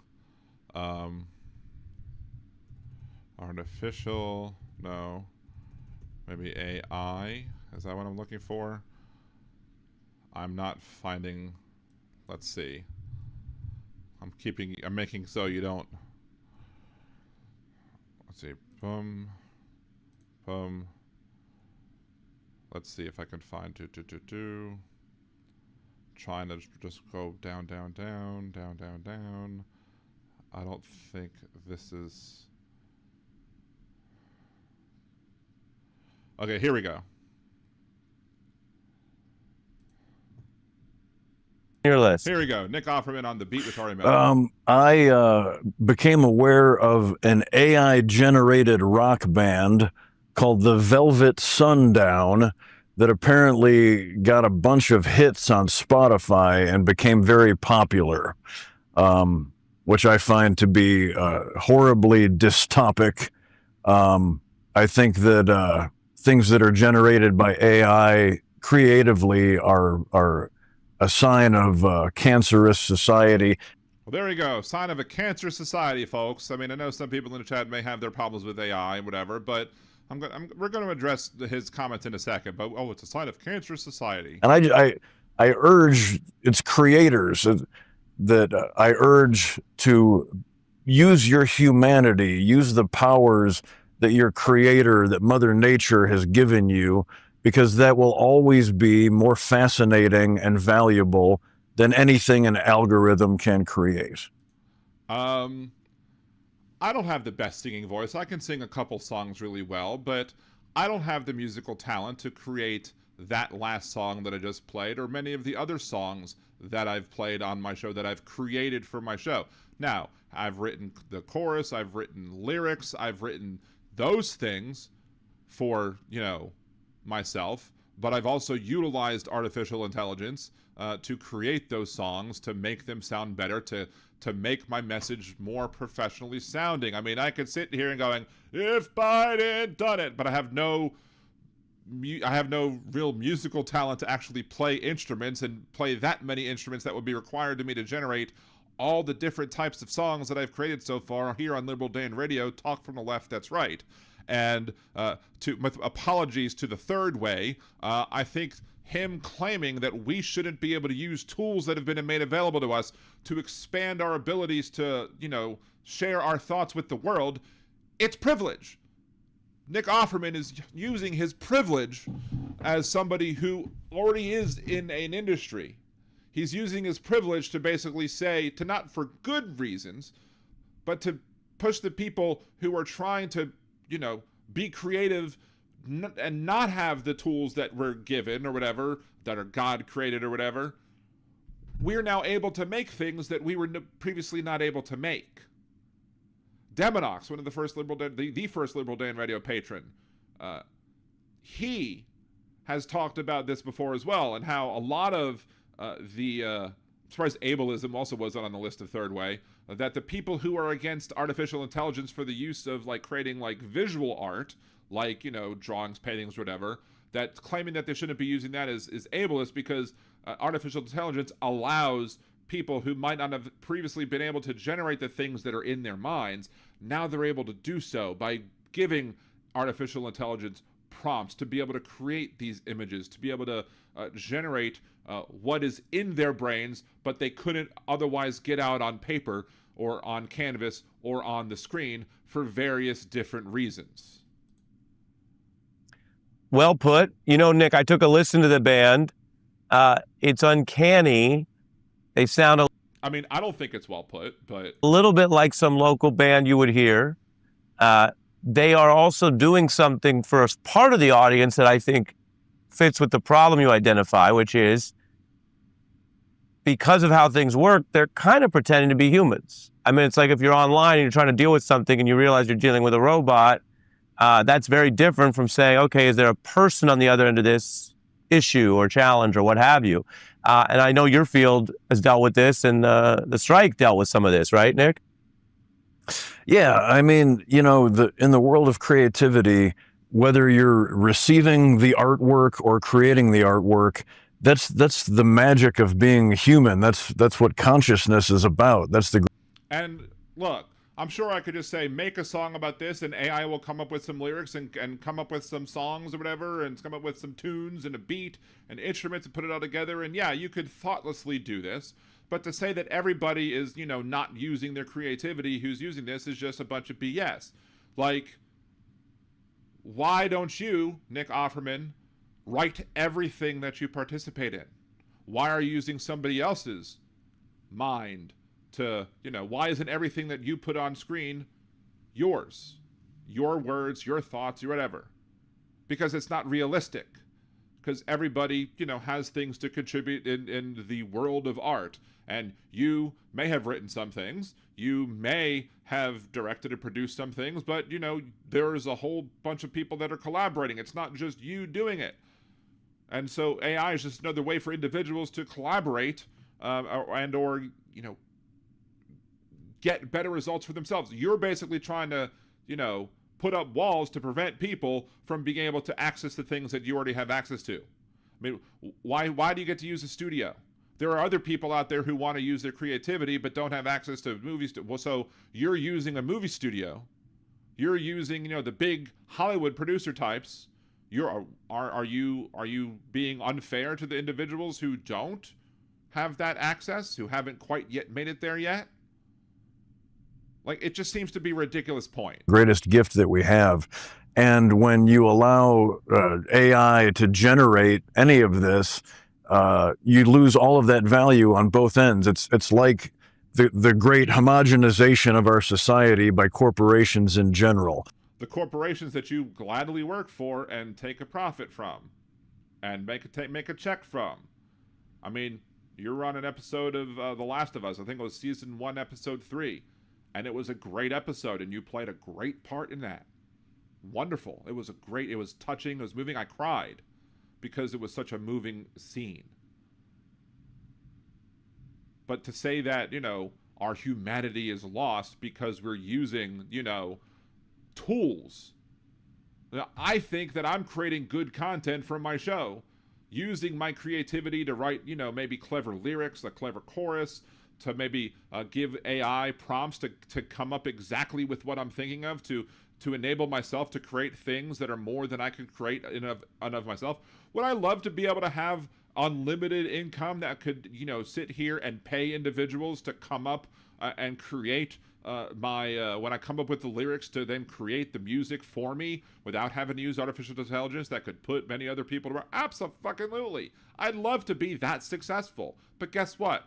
I'm not. So I have to use the tools that are available to me to try and make my show more interesting, more creative, more, creating more things that more people are going to like. See, my volume is low. Let's check this real quick. No, should be there. That's fine. I don't know why that's the case. Maybe turn that up a bit. I don't know. Let's go. Let's continue. I would rather have my own unique creations, things that I can make myself sustainably, than any choice that a catalog or a factory can crank out for me. Yeah. But you don't. I enjoy. But you don't. This is hypocritical. Like, am I wrong here? Is anybody else trying to say, like, no, computers help us. Thank you, Marie, for the 5 gifts for Liberal Dan Radio Talk from Left. That's right. 5 more Liberal Dan. Look at that. Molly, Trucker John, Kimchi, Nerd Misha, and Krista all got it. All people that regularly. I love it when that happens. I love when the YouTube brands give it to the people who have watched a lot. But it's absurd that he doesn't want people using these things that are available, but he's not making his own unique creations. He's not sitting there just doing a one-man show. He's collaborating with these big corporations to do lots of things that probably make society better because we have access to these things, and he's creating art. And, it makes you think, it makes you talk. I mean, the episode, again, that I was talking about with The Last of Us, it's a great episode. It should make you think. It should stir feelings and emotions. You couldn't have done that by yourself. You needed, someone else made that happen, or at least someone else helped you make that happen. But to deny people the ability to help themselves grow and help their creativity grow. Now, yeah, are there people who are being lazy using AI? Absolutely. But don't, paint everybody with a large, broad brush. I think my show is better because I'm able to use these tools to come up with better graphics, to come up with, better music, better show intros, to, use my creativity to use these tools to make everything in my show better. But hey, what do I know? I'm just a lonely peon and not a millionaire actor. This is probably one of the other reasons why, this is just a problem with, and Ari Melber, who I typically like, is somebody who should be calling him out on this and should be saying, what about the other side of the coin there, where people who do use artificial intelligence to improve their own personal creativity, who are enabled to be able to lift themselves up using these tools. I don't see that anywhere here. It's, the courts don't exactly allow AI robots to come in and litigate, but we've already seen this crop up there as well with lawyers or others sort of using AI and whether they're getting the right or accurate information. There have been repeated problems with AI. And then they start talking about lawyers and stuff and how, if a lawyer is being lazy and using AI and not doing their own research, that's a whole different other thing. Or at least not double checking whether or not AI gave them the correct results or not. But again, AI is a tool, and you could use a tool responsibly, you could use a tool irresponsibly. But what I see Nick Offerman doing here, and be highly critical of him for it, is he's basically telling people who don't have access to what he has access to that they're not allowed to use this tool, otherwise they're losing their humanity. And I strongly disagree with that. Strongly. Man, I have a lot of clips to edit today.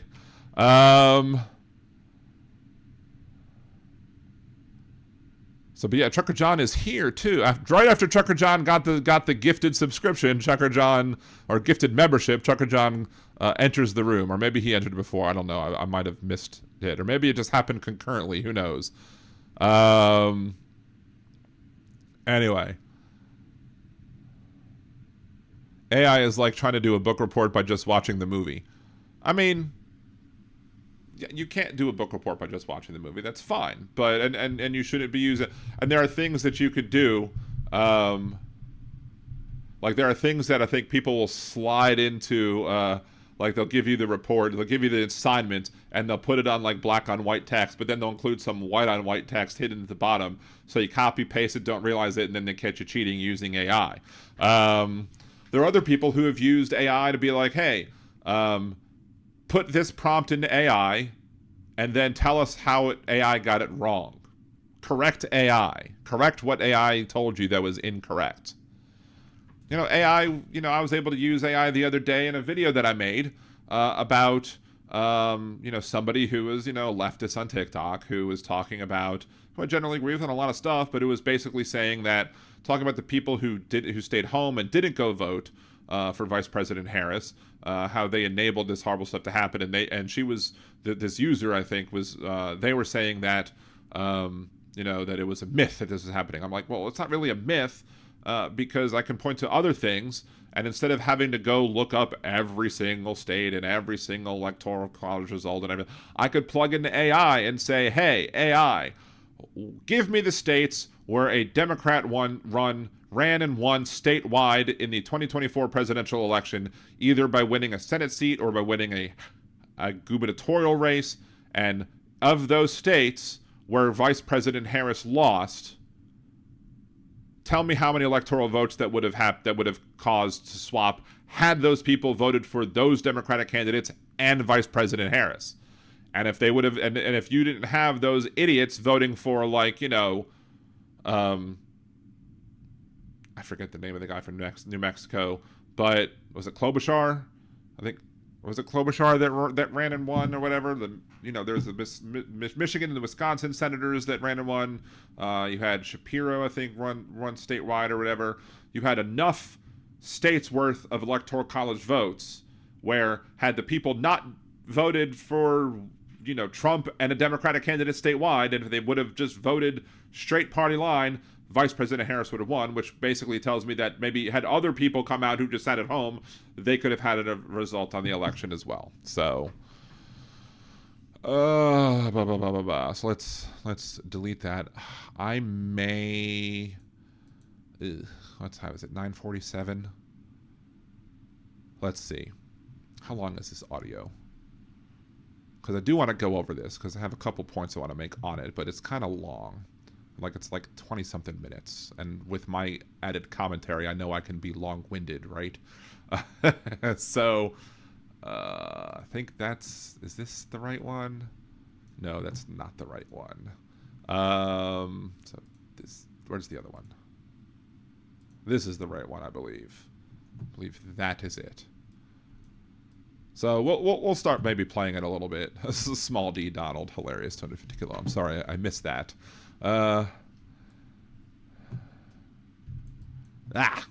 Hitting the wrong buttons almost.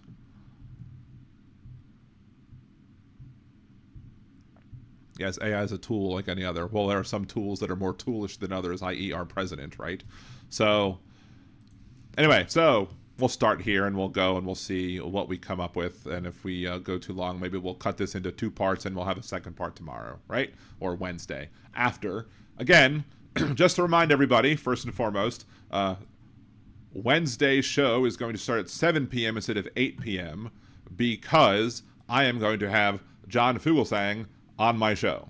So if you have not heard it yet, just to know, the show is going to be an hour earlier this Wednesday because I needed to have the correct time to be able to allow John Fugelsang to come on the show. He will be coming on the show. I'm very excited. Stay tuned. And when I post the links on social media, make sure to share it. Oh, look, it looks interesting. My hand is all cut in half right here because of my my whatchamacallit. Anyway. Jeff Crouere had on Steve Scalise, House Majority Leader, on his program. We're going to play a little bit. We might skip over a little bit, but let's see where we go with this. We'll see if we last the whole thing or if we save some of it for next time. Leader, the Honorable Steve Scalise, represents the 1st Congressional District here in Louisiana, and we're proud of him, everything he has accomplished there in Washington for the country, for our state. Speak for yourself, Jeff. So, speaking of districting, so what Texas is doing right now, I'm applauding because Democrats have been gerrymandering for, as you know, decades. It's not just Democrats that have been gerrymandering for decades. It's Republicans who have also been gerrymandering for decades. And if I were able to call in, I would basically point out the fact that the Republican gerrymandering has been so much more effective that basically, if in order for Democrats to win the House, Democrats have to win millions more seats. Millions more votes. They have to get millions more votes in order to be able to get enough seats to have a majority in the House. Meanwhile, the Republicans can get a minority of the votes. And this is supposed to be the people's house. This is supposed to be the House of Representatives that represent the people of this country. But there's, you can win the majority of the House seats without having majority of the voters voting for those seats. Why? Because Republican gerrymandering has been that much more effective than Democratic gerrymandering. And there's a way to get rid of it. You can end all gerrymandering if we just go to slates of candidates, but nobody wants to talk about that. Let's continue. Leader, the Honorable Steve Scalise. Hold on. I can hear at Louisiana, and I see Cleo Fields in Congress. Can we do that here in Louisiana so that we can get back to 5 Republicans in Louisiana? Because I don't like... And let's say 5 Republicans in Louisiana. What does that mean? That means that Jeff Carrere believes that even though the state of Louisiana is at least 33% Democrat, it's a little more than that, but we have 6 seats that we should have unequal representation. That's what Jeff Carrere is saying right there. But he'll complain in California that California is going to take away representation from the Republicans and give them less of a voice. When in my reality, every single individual should have a voice in the House because it is the people's house. And we shouldn't have 6 seats in Louisiana. If you apportioned correctly and took Wyoming, which is the least populous state, and compared it to the population of us, and gave us however many Wyoming's worth of seats we should have, it's like 7.8 or 7.7 or something, more than 7.5, which means that we should really have 8 seats compared to Wyoming. So we are underrepresented in the state. And then of those 8 seats, 3 of them should probably be Democrats. Let's continue. Louisiana, because I don't like the Cleo Fields district. I think that's the gerrymander. That'll happen. But right now, that case is at the Supreme Court level. The Supreme Court made the state legislature draw a 4-2 district, 4 Republicans, 2. As it should have, because our state improperly disenfranchised the black voters of this state. It was a lower court decision in the Supreme Court. Hear this case later, but for now, state legislature, you have to go draw a second minority district. And so that's how it came about. They should have. Some people in Baton Rouge didn't want to have to do it, but they were forced by the court to do it. But the Supreme Court's rehearing the case now. If you watch Clarence was challenged, Thomas, right? It was challenged. Oh, it was challenged. And Clarence Thomas's dissent basically said Section 2 of the Voting Rights Act is on the chopping block, as it should be, because... Well, yeah, a dissent can't say that something's on the chopping block. I mean, I know Clarence Thomas likes to have dissent and have his own special snowflake moments, but still, just because he believes it should be on the chopping block doesn't make it so. I mean, Clarence Thomas also believes that Loving versus Virginia should go away. I mean, maybe that's his easy way to get out of his own marriage. And decades ago, they said you can't racially gerrymander, but why should some states have to? Right. It's time. Nobody should have to, because we should be going for slates of candidates. Here in that case in a few months. And then once they come up with their ruling, it gives Louisiana the opportunity. And I think it'll go our way, but the Supreme Court has to first change that decision in order for Baton Rouge to then go draw on lose a district here in Louisiana because we haven't been keeping up as far as population. I've had these conversations with Governor Landry. I try. And again, we shouldn't have to lose a district. Why? Because if we had a district to, if we apportioned properly, we would have 8 seats, not 6. We're in a period since COVID, and you can trace it really back to COVID, where you started seeing mass changes from state to state. Forget about the illegal immigration, and obviously we have dealt with that. We've been very aggressive at dealing with that, working with President Trump. But from state to state migration, it has been a zero-sum game. You're either a winning state or a losing state, and Texas, Florida, Tennessee, a lot of southern states are winning. Louisiana's not, unfortunately, been one of those states under John Bell for 8 years. We lost population. The press never covered it, but it happened. It didn't happen at the level of California, New York, and I go to those states. And you can see in those states, California, New York, the massive numbers of people that have left. And sure, illegals have come in to maybe fill the number or the overall number, but in terms of who's left, it's been your business owners, your small business owners, your successful people. Yeah. If you're a millionaire or a billionaire in New York or California, you've had a target put on your back. Same thing with Minnesota, Illinois. Pritzker houses all of these Democrats that fled Texas to try to break a quorum. And the irony was, he's like, oh my God, democracy's at risk. Did we miss part of the thing I wanted to hear? Which I think they will. Lose a district here in Louisiana. Andrew, I travel all around the country, and I go to Florida a lot, and you could see the growth. I mean, it's unbelievably massive. The millions of people that have come into those 2 states, and good people, good businesses, good companies, bringing millions of jobs. And where have they come from? It's not like they're coming in from other countries. Biden brought all these illegals in. But if you look at where people are leaving states, right now we are in a period since COVID, and you can trace it really back to COVID, where you started seeing mass changes from state to state. Forget about the illegal immigration, and obviously we have dealt with that. We've been very aggressive at dealing with that, working with President Trump. But from state to state migration, it has been a zero-sum game. You're either a winning state or a losing state.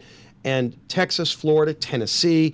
Sorry for repeating this, but there was something specifically he said that I wanted to respond to. So that's why I thought I skipped it, but I guess I didn't. Here in that case, in a few God months, damn it, did it again. California, New York, and I go to those states, and you can see in those states, California, New York, the massive numbers of people that have left. And sure, illegals have come in to maybe fill the number or the overall number, but in terms of who's left, it's been your business owners, your small business owners, your successful people. If you're a millionaire or a billionaire in New York or California, you've had a target put on your back. Same thing with Minnesota, Illinois. Pritzker houses all of these Democrats that fled Texas to try to break a quorum. This is, and the irony was, he's like, this is Steve Scalise, the House Majority Leader, is talking right now, and I'm trying to get to the point that he's making, but I didn't have time to cut up all the audio before the show, so we'll have to bear with me a little bit on this one, because there is a specific point that he makes that is so mind-numbingly stupid.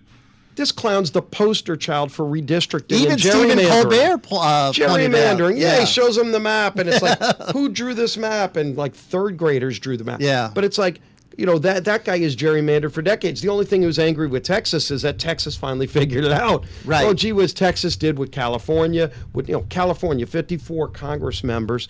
Only 9 are Republicans. Gerrymander it more, right? And they're going to try to go even further, which, maybe they can or can't. They've got to actually get that approved on their ballot in California. Right. So it's not as simple as think Gavin they will. says. Gavin just wants to be president. Gavin wants to destroy America like he's destroyed California. Again, millions of people fled those states.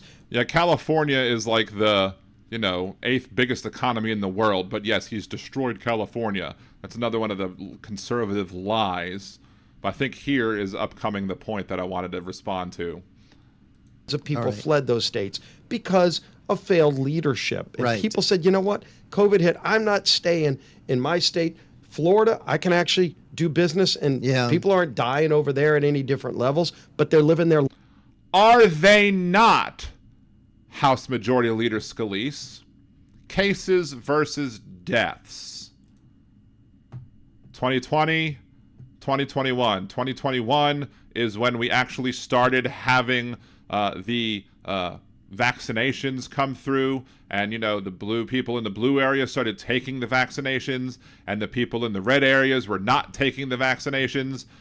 The x-axis is cases, the right axis represents deaths, and Florida is just a little bit fewer cases, I guess, per capita than South Carolina, Alaska, or whatever. Florida is right up here at the top with deaths. The idea that red areas, conservative areas, fared no different than the blue areas is full of crap. All this area up here, all this entire area up here, red, red, red, red, red, red, red, red, red. Tons of red, no blue in this area right here. Yeah, you have some blue here. You have Oregon, Hawaii down here. California is over here. Maybe somewhat higher deaths, but fewer cases. Who knows? Maybe did they test more? I don't know, because if you have more testing, you have more cases, according to Donald Trump. But yeah, look at this. All this red. Areas that had worse case numbers also had worse deaths. So Steve Scalise is definitely either uneducated about the amount of deaths that took place, or he's willfully misleading the individuals to say that the COVID didn't hit these areas any harder than the blue states. The blue states were more responsible when it came to what was going on in this country as it pertains to the pandemic, and as such, you saw fewer deaths, fewer cases overall, or at least per capita. Let's continue. People said, you know what? COVID hit. I'm not staying in my state. Florida, I can actually do business, and Yeah. people aren't I dying can over do there at any business and I different can level, die. but they're living their lives over there. I can't live my life in California or New York or New Jersey. So we want Louisiana to be one of those states. yeah, and You can't live if you die of COVID, but hey, whatever. that's not used to that Right. kind of economic growth, it's now coming to those places.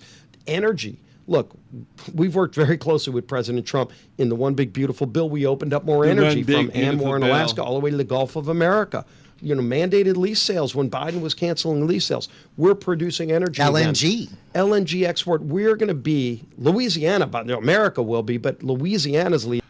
Under Obama and Biden, we were net exporters of gas and fuel and oil. But don't let the facts get in the way of your hypocrisy. International city, but we're not operating like one right now. Reverse that. You can bring a lot of jobs here, but all of us do. But there's a lot of reasons we're not. It's not bad luck. We're coming up on the 20th anniversary of Katrina, Jeff, and I was there as a state rep during Katrina. Yeah, we're coming up on the 20th anniversary of Katrina, and how has Donald Trump treated that? They've reduced the amount of, or eliminated the amount of tours that they're going to take of the, levee system to make sure there are no cracks in the levee, to make sure that the levees are sound. That's good. Again, Donald Trump doesn't want to see something, and if he can't see something, it's not a problem. If Trump can't see it, you must not exist. That also includes the Epstein list. Object permanent, a milestone missed. If Trump can't see it, it must not exist. Anyway. Failed and corrupt, where a kid could graduate as a valedictorian and not pass. He's talking about the school system, how they took over the school system and made it completely charter. Never go full charter. I have 2 kids in the charter school system. It's such a fustercluck. They don't have schedules that are the same. If you're not in the same school with both of your kids, your schedules are going to be so wonky. You can hardly do anything with both of your kids. It's hard to keep track of. They have these weird rules like, oh, you have to come in on these days. Well, what if you can't? What if you're a parent and you can't come in on those days? What then, huh?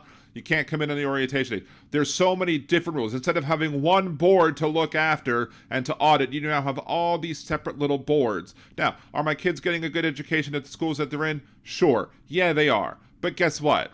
That doesn't excuse the other things that have been going on within the school district that makes it that much more difficult to deal with. Turned around the most failed public school system. The bargaining agreement with the teachers, things, levy boards. We fixed all those things. The people you brought on people on levy boards who actually had some experience and knowledge in hydrology and engineering. It used to be a and now you're not using their abilities because you're not going to be looking at the levies because Donald Trump's is an idiot. People. And that's what I tell people. I'm like, it wasn't, I go to California and you got these Republicans in Orange County, California, where Ronald Reagan, that's what happened after Katrina. Let's have that same energy today. Hopefully we don't have a big storm this time, but let's have the public remember what happened 20 years ago. They took their state back and their city back 20 years ago. And then they gerrymandered so they can't ever lose it again because, they don't believe in that they have the best ideas. They just, jumped on the opportunity that they had and then made it so that it's impossible for the other party to take back over again because you don't want to actually have a legislator that represents the people of the state. You want to have the legislators picking the people who are their voters. Are you endorsing anybody in Not that right race? now. Criticize you. If you need help fixing things, call me. But you in her apartment on her way to the vote. You can't make this stuff up. One of my colleagues, Ron Estes from Kansas, he had an intern just a few weeks ago murdered. All these D.C. was far worse than any of those places. Baghdad, and Trump's like, I'm going to fix it. Call me. D.C. was already being fixed before Donald Trump retook office, so stop with all that BS. Fix it. Call me whatever name you want. I have the constitutional authority to take over the police force, bring in national. But you doesn't have the constitutional authority to take over the police force and to send troops into Chicago. And I'm glad to see Jeff, Governor Landry sent about 135 National Guard troops there. Other states are sending. But the president said we're going to do something about it and secure our nation's capital so you can be safe if you go see your government in action. And you should want people to go. Go see your government in action or see government in action. With a crime problem that now they haven't had a homicide since President Trump started. Turned around. I don't believe that shit for a minute. Just like I don't believe Kristi Noem when she said that there were 0 illegal crossings over the border in 3 months. I don't believe that one bit. There's probably some manipulation of the data going on some there. Like, you know, maybe somebody gets shot and then they take them outside of the district, like some Disney World crap, where they're like, so it doesn't, nobody dies on property. But yeah, you know, but he did something about it, and it takes that. Should that be expanded across the country to other cities? Obviously, the president's looking at it. I wish those leaders would care about their own people. Yeah. Why doesn't the... They do. We've already seen earlier in the show about Pritzker caring about his own people and showing how they're doing better, and Donald Trump doesn't give a shit, and neither does he. So, gee whiz, Pritzker cares about redistricting in Texas, but he doesn't care about the safety of the people in Chicago who are getting murdered every weekend. Except the murder numbers are going down, but, you know, don't let the facts interfere with your making a BS argument. It does. And they'll call him names for doing something to save lives. Shame on them. Seems like the Democrat constituencies are illegal immigrants, criminals. Yeah. No, the criminals are the people that, you know, get, criminals don't need pardons. Donald Trump's the criminal in chief, 34-time convicted felon, and he pardoned his other people who committed felonies in his name. So y'all are the ones who are not a law and order party. Let's continue. Yeah, that's who they seem to really care about. That's who they cater to Today, right now. they're protesting outside the... And Marxists. They're about to elect a Marxist in New York. Yeah. In Minneapolis, same. They threw out the liberal mayor who let the city burn down after Yeah. George Floyd protests. He literally let the police departments get burned down. The police department was burned down by a boogaloo boy who is a conservative, trying to make it look like Black Lives Matter protesters were actually doing the burning, when in reality, it was a conservative. Because again, conservatives don't give a crap about so-called blue lives. They only like blue lives when blue lives are taking out the black lives. Marxists, just like Madmani. I Yeah. mean, this is who the Democrat Party is. They're like, oh, there's no face of the Democrat Party. I'm like, yes, there is. It's Madmani, it's Omar, it's AOC, Bernie. Tlaib, Bernie. That's who they are. They're far left Marxists, and you wonder why everybody's leaving that party. And they're coming to the give people opportunity. No tax on tips, no tax on overtime. Yeah, no tax on tips. Goes away after 2 years. You have to itemize how many people who are waiting tables actually itemize their taxes. They don't. It's stupid. It's at the American dream. Not a guarantee, Jeff, but a chance at the American dream. It's real. Yeah, people don't have a chance. And, people don't have a chance at the American dream if you're going to arrest them and deport them, who are citizens who are getting brain cancer treatments because, you know, their parents just might have questionable legal status, but their citizen, the kid is a citizen, and you're going to deport them while they're getting, brain cancer treatment. Yeah, that's not thoughtful. That's thoughtless. That's not saving lives. That's harming lives. That's killing people.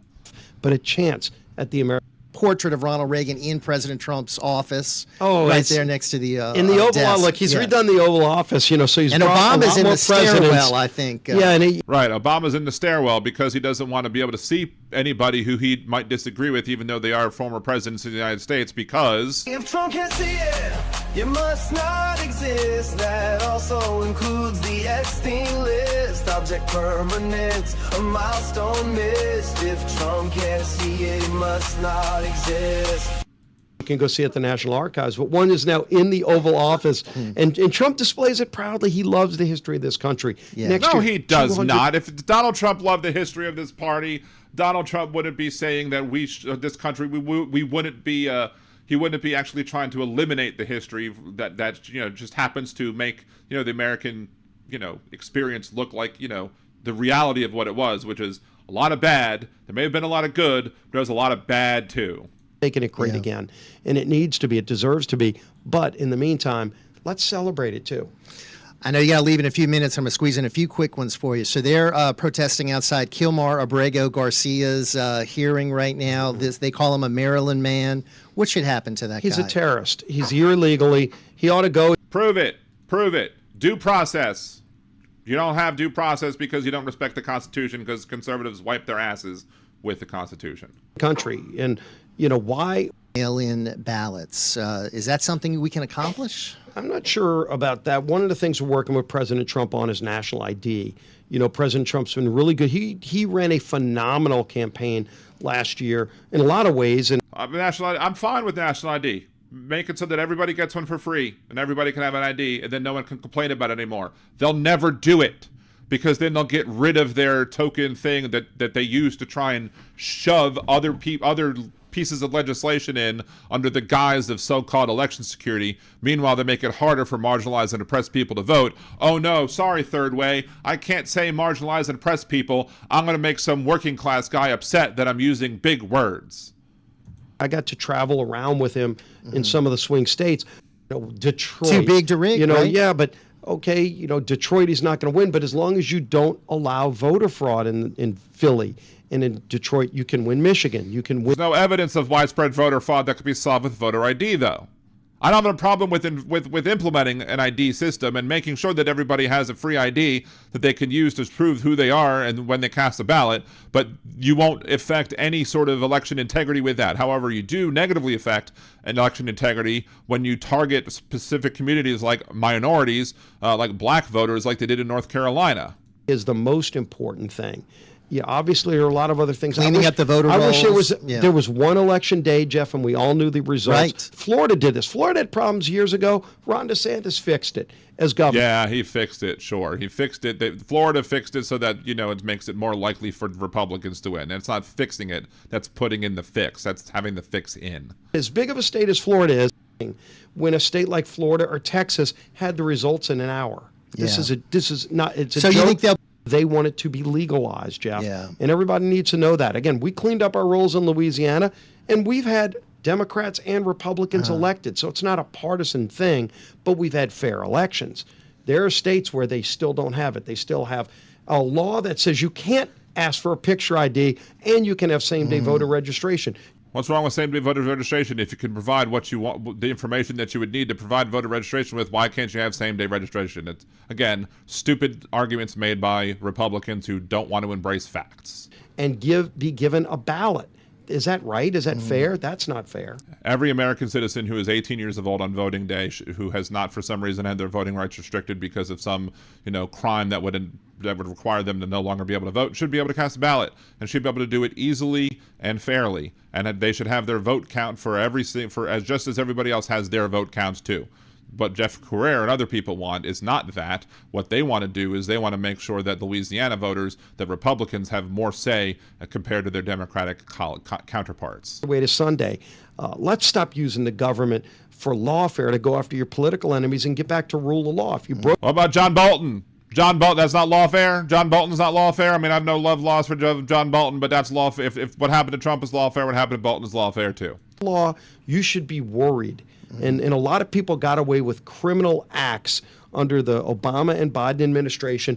If you break the law, you should be worried. Unless you break the law in favor of President Trump, then he'll pardon your ass. So no, it's BS.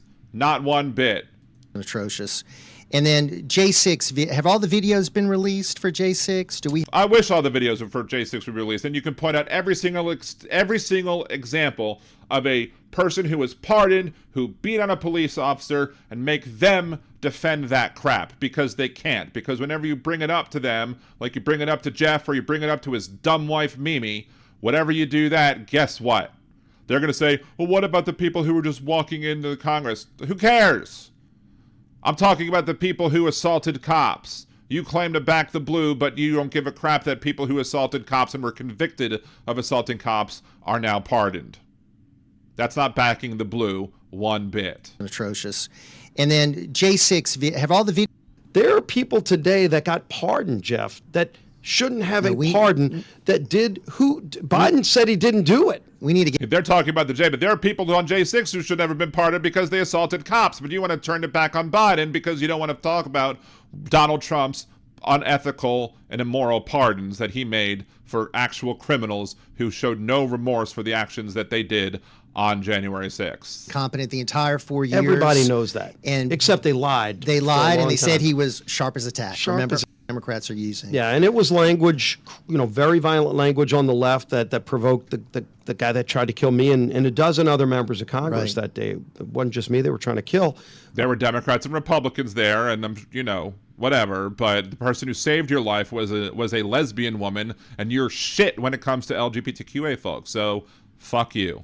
President, and they need to be called out on it. And look, I saw the president a few days after he was shot in Butler, Pennsylvania. We looked, because he came to my hospital the night I was shot. He's been wonderful to me. And I looked at him and I said, how are you really? I mean, you could say you're fine. I wanted to look him in the eye, and he looked fine. But I said, Mr. President, you and I are in the same club. And he laughed. He goes, yeah, we both. Yeah, you're in the same club. You're two pieces of dirtbag, pieces of crap Republican MAGA bullshit artists. Anyway, that's about it. That's all I'm going to play of that. So anyway, we're done with that. So yeah, and there's also, was Donald Trump really shot? Some people say, he took a bullet for us. Even if it did graze his ear, that's not taking a bullet. Taking a bullet is like diving in front of the bullet to save somebody else. No. BS. Anyway. I think this is going to be the end of the show today. Remember, Wednesday night, 7 p.m. instead of 8 p.m. Central, but 7 p.m. Central, 8 Eastern, 7 Central, 6 Mountain, 5 Pacific, to pay attention to all those mountain folks out there. Thank you all very much for watching, and make sure, let everybody know that we are going to have John Fugelsang on the show at 7. If we may start a few minutes late, it depends on when he connects, when we got all set up, and we start the intro music running. But we will be here. We will start an hour early. We will have John Fugelsang on. We'll be talking about his book. Hopefully they'll give me a good link to use that they want me to use, so I can make sure they use the proper link, the proper source, whatever. Anyway, until that, we'll go out again with some of the other Liberal Dan Radio music, including the new one, the Had Biden Done It. If you're not around tomorrow for the Nerdy Dan stream on Tuesday, just, hope to see you back here Wednesday, hopefully with a big, large crowd of people wanting to see the interview of me with John Fugelsang. So until I see you next time, have a good one. Peace. Trump piled debt, trillions tall. Promised Mexico would fund that wall. Praised dictators, said they're strong. Had Joe done it, they say he's wrong. Had Biden done it, MAGA would flip. Had Biden done it, whole numbers would slip. Had Biden done it, they'd scream foul play. But Trump did it, so it must be okay. Goes through crises, storms, and more. Called soldiers losers who died in war. Hire his kids to run D.C. If it was Hunter, they'd scream treachery. Had Biden done it, MAGA would flip. Had Biden done it, the numbers would slip. Had Biden done it, Fox News would say our day. But Trump did it, so it must be okay.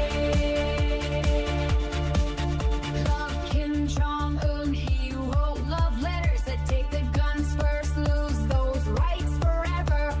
Signed you spending bills with glee. Had Joe done that, it'd be tyranny. Had Biden done it, MAGA would flip. Had Biden done it, whole numbers would slip. Had Biden done it, they shall look today. But Trump did it, so it must be okay. Kept secret files, countless untold. Said Putin's word was good as gold. Invited the Taliban to come to U.S. soil. If Joe had done that, they'd all recoil. Had Biden done it, MAGA would flip. Had Biden done it, whole numbers would slip. Had Biden done it, they'd want him to pay. But Trump did it, so it must be okay. Double standards loud and clear. Rules for Trump, but not for peers. What they call treason if Joe's the name is patriotism when Donald's to blame. Had Biden done it, MAGA would flip. Had Biden done it, whole numbers would slip. Had Biden done it, they'd shout no way. But Trump did it, so it must be okay.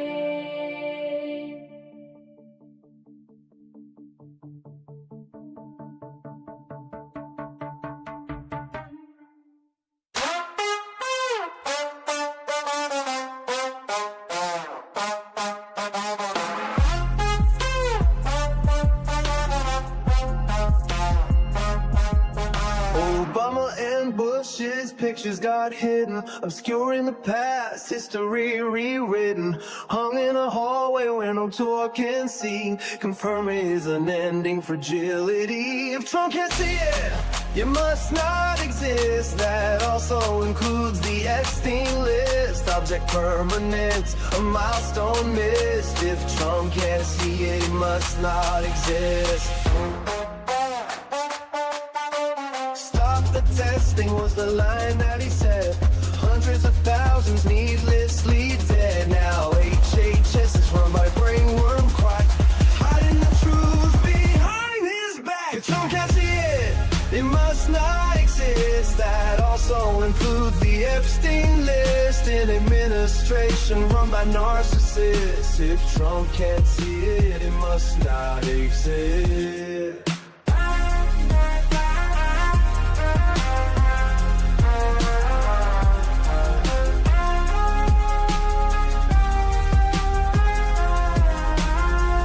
Of documents stacked floor to the wall, top secret folders in a bathroom stall. Charges were pressed but the case was dropped. A corrupt judicial system he can co-opt. If Trump can't see it, it must not exist. That also includes the Epstein list. He'll swear it's fake news, a liberal twist. If Trump can't see it, it must not exist.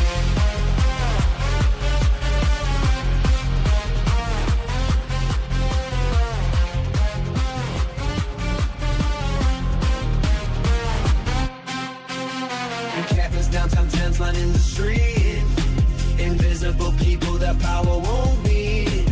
Hide them away so the cameras can't find it. Proof of a system that's cold and unkind. A payout in secret, an NDA sign, an illegal bribe. Michael Cohen fine.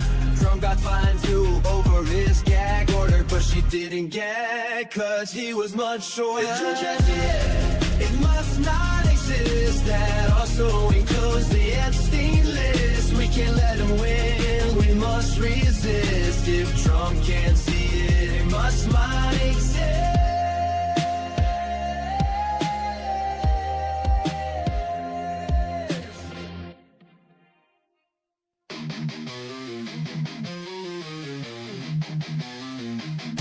They wrote it in the laws, ink still bleeds. Treating women like soil, just planting seeds. She's gone, brain dead, not even awake. But the state's got a claim, gonna plant its stake. Say it's God's will, say it's life they protect. But they ain't the ones feeling pain or neglect. From Texas to Georgia, they set the trap. Rights roll back while they smile and clap. Gilead's here, this is true. Hey MAGA fools, they'll come for you too. So I'm gonna jet, see you later. I'm not gonna be a baby incubator.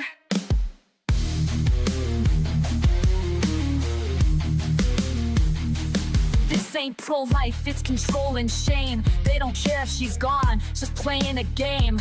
Keep her hooked to machines, cold and still. Just a vessel to them, not a human with will. No consent, no voice, no chance to resist. Just laws in place, written with a clenched fist. Hospitals scared, judges playing God. Bodies ain't temples, just stay on pods. Gilead's here, this is true. Hey MAGA fools, they'll come for you too. So I'm gonna jet, see you later. I'm not gonna be a baby incubator.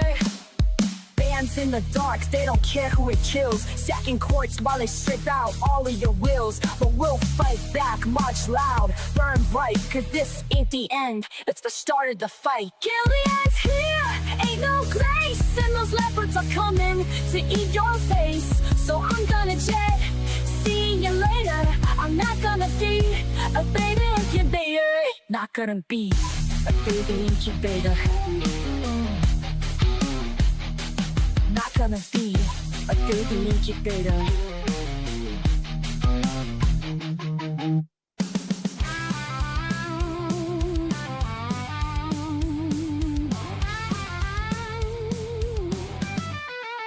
The creative director at WGSO had a little something he thought you should know. When Dan picked on his bits, Steve got real gruff. So Steve called Dan a flake, called him liberal dandruff. Steve thinks that his lines are really clever, but when do people ever like him? Never. Liberal Dan's got better lyrics, this is true. Listen and you'll feel like I do. Liberal Dan, his show is great. Liberal Dan, he goes live at 8. Liberal Dan radio, it's the best, cause Liberal Dan's head and shoulders above the rest. Steve's about to find out his mistake. In this feud, Dan's Kendrick, Steve is Drake. Dan might not be the world's best singer, but he's got more talent in his little finger. Steve thinks that his lines are really clever, but when do people ever like him? Never. Liberal Dan's got better lyrics, this is true. Listen and you'll feel like I do. Liberal Dan, his show is great. Liberal Dan, he goes live at 8. Liberal Dan radio, it's the best, cause Liberal Dan's head and shoulders above the rest.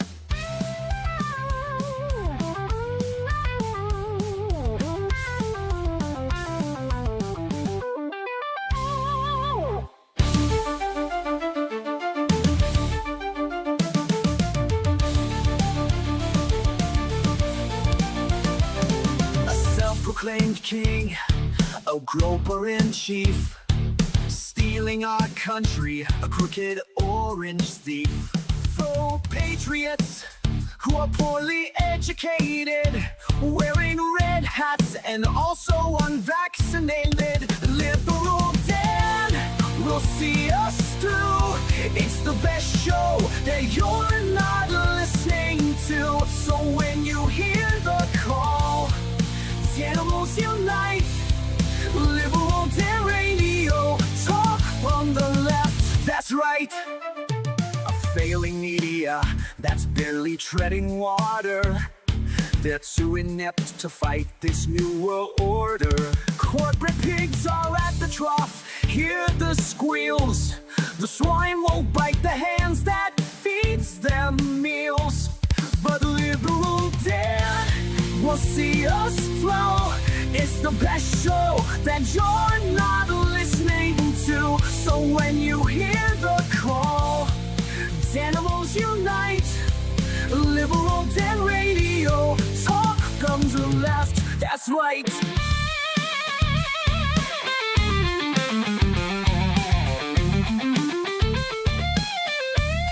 A leftist voice on air, exposing MAGA treason, breaking through their lies with facts, logic, and reason, unmasking hypocrisy. The truth will be our guide.